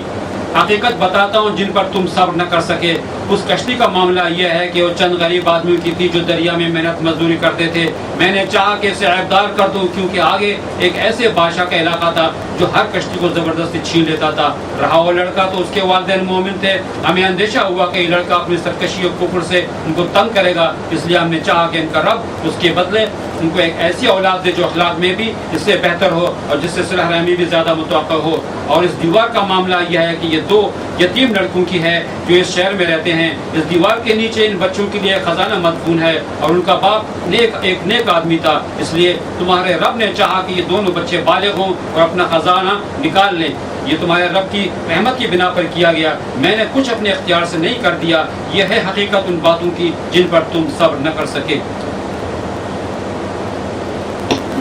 تو یہ قصہ حضرت موسیٰ علیہ السلام کا ان کی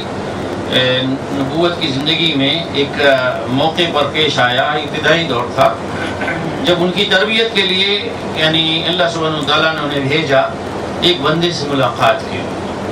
اس سلسلے میں یعنی کوئی بہت زیادہ یہ کہہ لیجیے کہ تاریخی حقائق اس کے بارے میں ملتے نہیں ہیں، جو کچھ بھی ہیں وہ واضح بھی نہیں ہیں، اور بنی اسرائیل کے اپنے لٹریچر میں بھی اس پہ کوئی بہت زیادہ روشنی نہیں پڑتی۔ پھر بعد میں مسلمانوں کے ہاں جو یہ میں سمجھتا ہوں کہ تصوف نے جو زور دکھایا اور ہر ایک نے اپنی جو دکان چمکانے کی کوشش کی، تو اس میں حضرت خضر علیہ السلام کا نام جس طرح سے لیا اور ہر ایک کی ملاقات ہوتی ہے ہر کی دکان چمکانے کے لیے، تو اس نے رہے سہے جو تاریخی حقائق تھے ہمارے پاس وہ سارے جو ہے گم ہو گئے۔ اس لیے آج ہمارے پاس کوئی یہ ذریعہ نہیں ہے بتلانے کا کہ یہ مجمع البحرین کون سی جگہ ہے، یعنی حضرت موسیٰ علیہ السلام جو نکلے ہیں اپنے غلام کے ساتھ تو مجمع البحرین پہ پہنچے کہ جہاں پہ ان کی ایک بندے سے ملاقات ہونے والی تھی، اور چلتے چلے گئے، لیکن وہاں پہ پہنچے تو وہ مچھلی ایک علامت کے طور پہ کہ مچھلی جو ہے جہاں پہ نکل کے چلی جائے گویا وہی جگہ وہیں پہ بیٹھ کے انتظار کرنا ہے، لیکن مچھلی چلی گئی اور غلام نے ان کے خادم نے بتلایا نہیں، تو یہ عجیب طریقے سے ہوا۔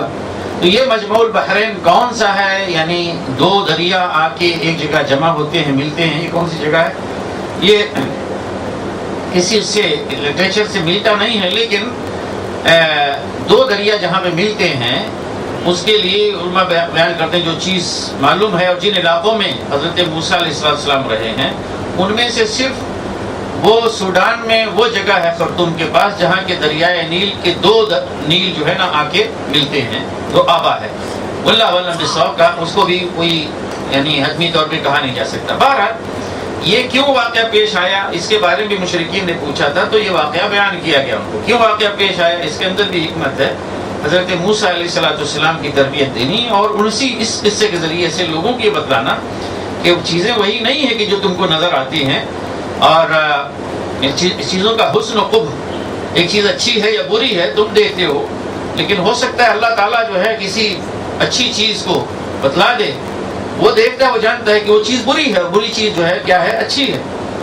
اور اسی طرح سے صبر کی تربیت اس بندے کے ذریعے سے جس کا نام یہاں پہ نہیں لیا گیا ہے، لیکن روایات میں بالاتفاق یہ نام آتا ہے کہ وہ حضرت خضر علیہ السلام تھے۔ لیکن حضرت خضر کیا تھے، انسان تھے یا فرشتے تھے؟ میں نے بتایا صوفی حضرات تو بتلا رہے ہیں کہ یہ سب سے بڑے صوفی تھے، لیکن کمال ہے کہ اس صوفی سے جو سب سے بڑے صوفی تھے، سارے صوفیہ کی ان سے ملاقات ہوئی، لیکن رسول اللہ صلی اللہ علیہ وسلم کی ان سے ملاقات نہیں ہوئی۔ حضرت بکر صدیق، عمر فاروق، ان لوگوں کی ملاقات نہیں ہوئی، بیچارے محروم رہے سارے لوگ، ہے نا، یہ سارا شرف ان لوگوں نے حاصل کیا۔ یہ جیسے شیعہ جو ہے نا بیان کرتے ہیں حرام خوری کے لیے کہ ان کے جو ہے بڑے بڑے لوگ نا دعویٰ کرتے ہیں کہ امام مہدی سے ان کی ملاقات ہوئی۔ کون امام مہدی؟ وہ جو 12ویں، ہم تو یہ ہمارے یہاں جو روایتیں ہیں اس کے مطابق تو یہ ہے کہ امام مہدی ایک آئیں گے، ان کے امام مہدی ان کے 12ویں امام ہیں جو آ چکے ہیں اور کہیں گم ہیں اور پھر آ جائیں گے، کسی وقت آ جائیں گے۔ اب جب یہ کہہ دیا کہ گم ہیں، کسی جگہ چھپے ہوئے ہیں، تو اب ان کے جو گرو لوگ ہیں ان کو موقع مل گیا۔ تو گرو لوگ کیا ہوتے ہیں کہ وقتاً فوقتاً بتلاتے رہتے ہیں کہ جی میری ملاقات جو ہے نا وہ ہوئی ہے، اور پھر یہ کہ پرزے وہ بھجواتے ہیں۔ آپ ان کا لٹریچر شیعوں کو پڑھیں تو آپ کو عجیب و غریب چیز نظر آئے۔ اسی طرح سے صوفیہ کا لٹریچر اگر آپ پڑھیں گے تو آپ کو وہاں پہ بڑی عجیب و غریب چیز ملے گی، اور یہ کوئی یہ نہیں کہ وہ بہکے ہوئے صوفیہ۔ واقعہ یہ ہے کہ مجھے ایک دوران طالب علم کا واقعہ یاد آ رہا ہے، ایک یعنی وہ ادارہ کہ جو ہمارے اپنے لوگوں کو سمجھا جاتا ہے لیکن ان کے یہاں بھی تصوف ہے۔ تصوف ایک ایسی گلی ہے، اس میں جب کوئی گیا تو یہ نہیں کہہ سکتے کہ ہم جو ہے ٹھیک ہی چل رہے ہیں، کب جا کے جو ہے نا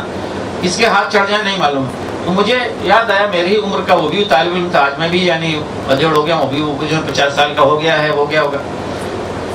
وہی بات آئی تصوف کی،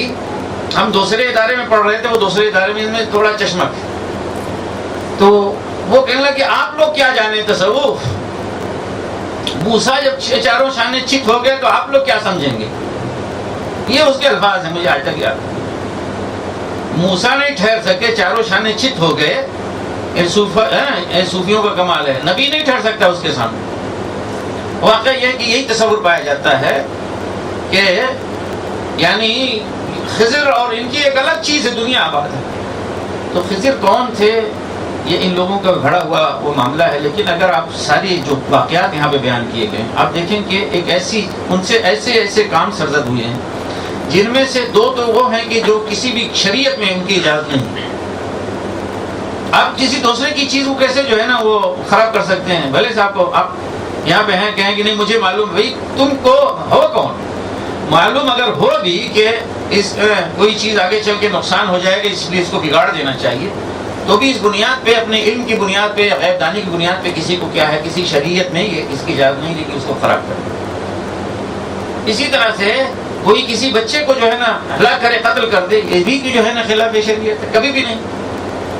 بحیثیت ایک بندہ یعنی انسانوں جیسا کوئی ایک انسان تھے، انہوں نے یہ کام کیا، انسان ہوتے ہوئے کام کیا۔ یہ سوالات اس سے کھڑے ہوتے ہیں، اس لیے علماء نے یہ بات کہا ہے کہ یہ حضرت خضر جن سے ان کی ملاقات ہوئی یہ کوئی فرشتے تھے جنہیں اللہ سبحانہ و تعالیٰ نے خاص مقصد کے لیے، ان کی تربیت کے لیے ان کو بھیجا تھا، اور انہوں نے جو کچھ کیا تھا وہ تشریعی حکم کے تحت نہیں بلکہ تکوینی حکم کے تحت اللہ سبحانہ و تعالیٰ کا، اللہ کا تکوینی جب حکم ہوتا ہے تو اس میں یہ دنیا کے وہ احکام نہیں ہوتے جو انسانوں پہ نازل ہوتے۔ اور حضرت موسیٰ ایک آدمی کے سامنے یہ صرف ہوا اور ایک آدمی کو دکھلانے کے لیے ہوا، یہ نہیں کہ سارے لوگوں کو دکھلایا جائے۔ اب اس کے بعد حضرت موسیٰ جا کے کہیں وہ بھی کہیں کہ نہیں جی مجھے نظر آ رہا ہے یہ بندہ جو ہے نا آگے چل کے کافر یہ لڑکا ہونے والا ہے، اس لیے اسی گردن مار دیتا ہوں. ایسا حضرت موسیٰ نے کبھی نہیں کیا. آپ دیکھیں ہر موقع پہ حضرت موسیٰ کی بے صبری ظاہر ہو رہی ہے. آپ نے ایسا کیوں کیا، آپ نے ایسا کیوں کیا، تمہیں نہیں معلوم اس لیے ایسا، صبر کرو. تینوں واقعات پہ حضرت موسیٰ کو کیا کہا گیا؟ صبر کرو. گویا حضرت موسیٰ علیہ السلام کو جس قوم سے سابقہ پیش آیا، پہلے تو فرعون ہی تھے، پھر ان کی اپنی خود قوم بنی اسرائیل، انہیں جس دور میں جن لوگوں کے درمیان نبی بنا کر بھیجا گیا، انہیں واقعہ یہ ہے کہ بہت زیادہ صبر کی ضرورت تھی. انہیں بہت زیادہ صبر کی ضرورت تھی. ورنہ قدم قدم پر آپ دیکھیں کہ اگر ان کی قوم کا معاملہ سنیں، ان کی تورات میں موجودہ بائبل میں لکھے ہوئے واقعات، مصر سے نکلے ہیں اور راستے بھر بڑبڑ کرنا، گالیاں دینا، برا بھلا کہنا، سب کچھ ہے اس میں موجود ہے. اس میں انتہائی صبر کے ساتھ انہیں کیا ہے نبوت کا کام انجام دینا. تو انہیں یہ تعلیم دی گئی، انہیں یہ سکھلایا گیا کہ اللہ کے اولاً یہ ہے کہ اللہ کے کاموں میں حکمت ہوتی ہے، اللہ جو کچھ کرتا ہے اس میں حکمت ہوتی ہے، اور انسانی آنکھیں جو کچھ دیکھتی ہیں، اگر وہ چیز کوئی اچھی نظر آئے تو گزرنے کی اچھی ہے، بری نظر آئے تو گزرنے کی بری ہے. یا کوئی کام ایسا رونما ہو، تم سمجھتے ہو کہ یہ بڑا اچھا ہو رہا ہے، ہو سکتا ہے اس میں تباہی ہو، کوئی چیز خطرناک نظر آ رہی ہے، نہیں، اس کے اندر تمہاری یعنی بھلائی، اس میں تمہاری فلاح اور بہبود ہو. یہ ساری چیزیں سکھلائی گئی ہیں. تو وہ تینوں قصے تو آپ کو معلوم ہے. ہر ایک موقع پر وہ اعتراض کرتے رہے، جبکہ وہ گئے تھے اسی لیے کہ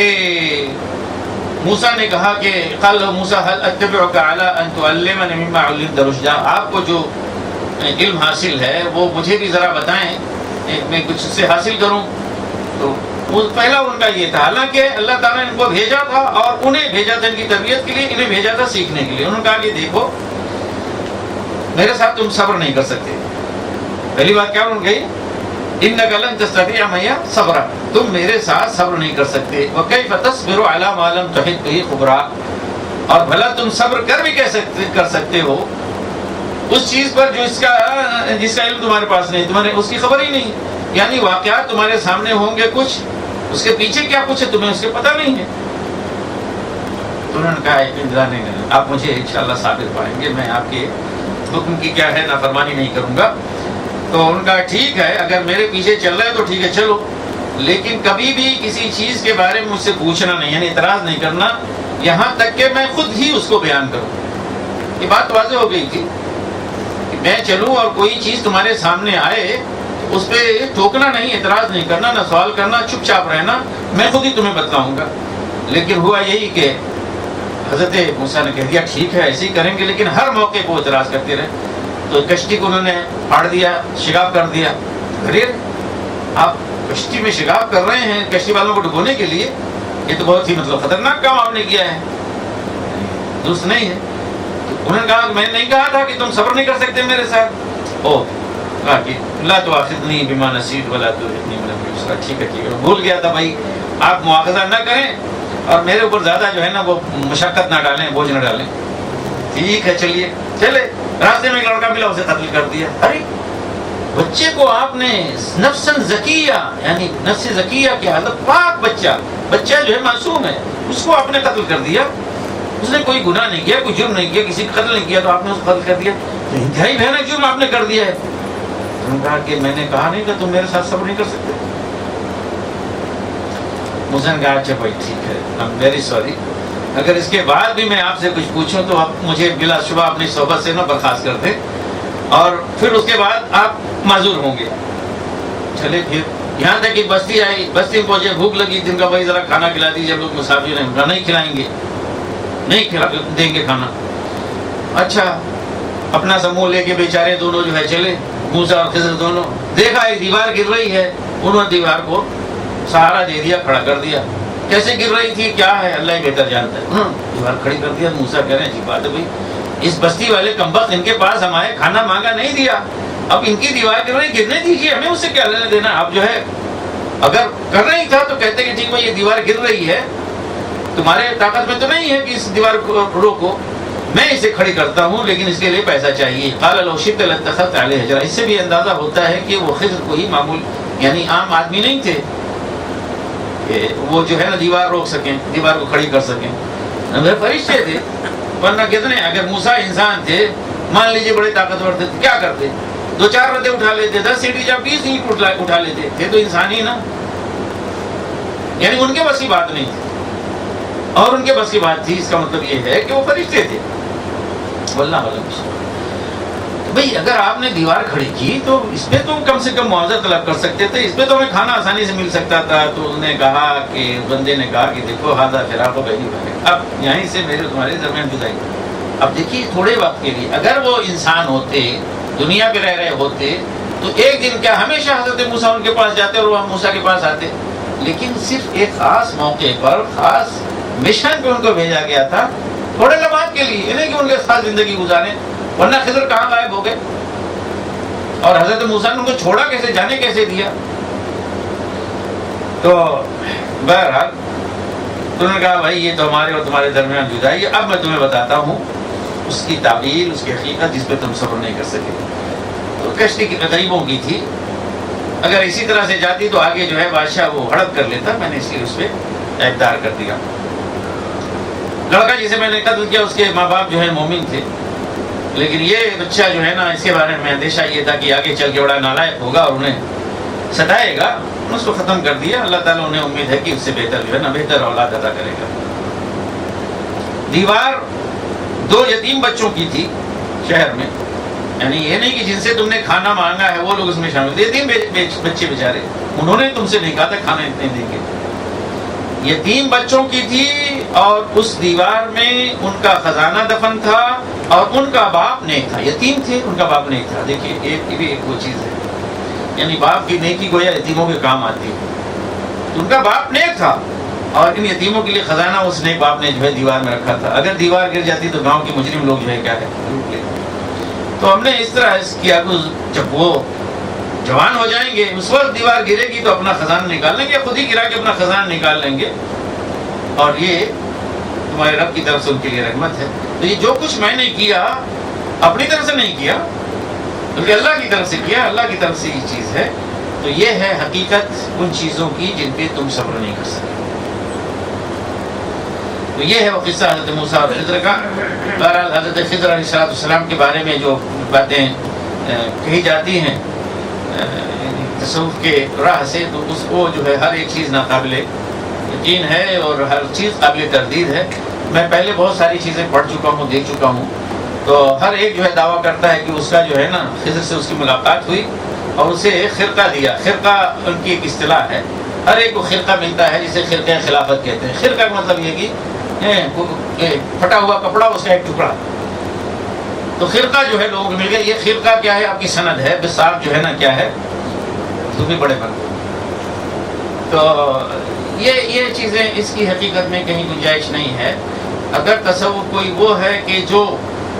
حضرت محمد صلی اللہ علیہ وسلم کی لائی ہوئی تعلیمات کے مطابق اور اسی کے اندر رہتے ہوئے ہے تو ٹھیک ہے. اس کے آگے اگر کوئی چیز ہے تو بھلے سے کوئی بھی ہو، خضر بھی ہو تو وہ قبول نہیں.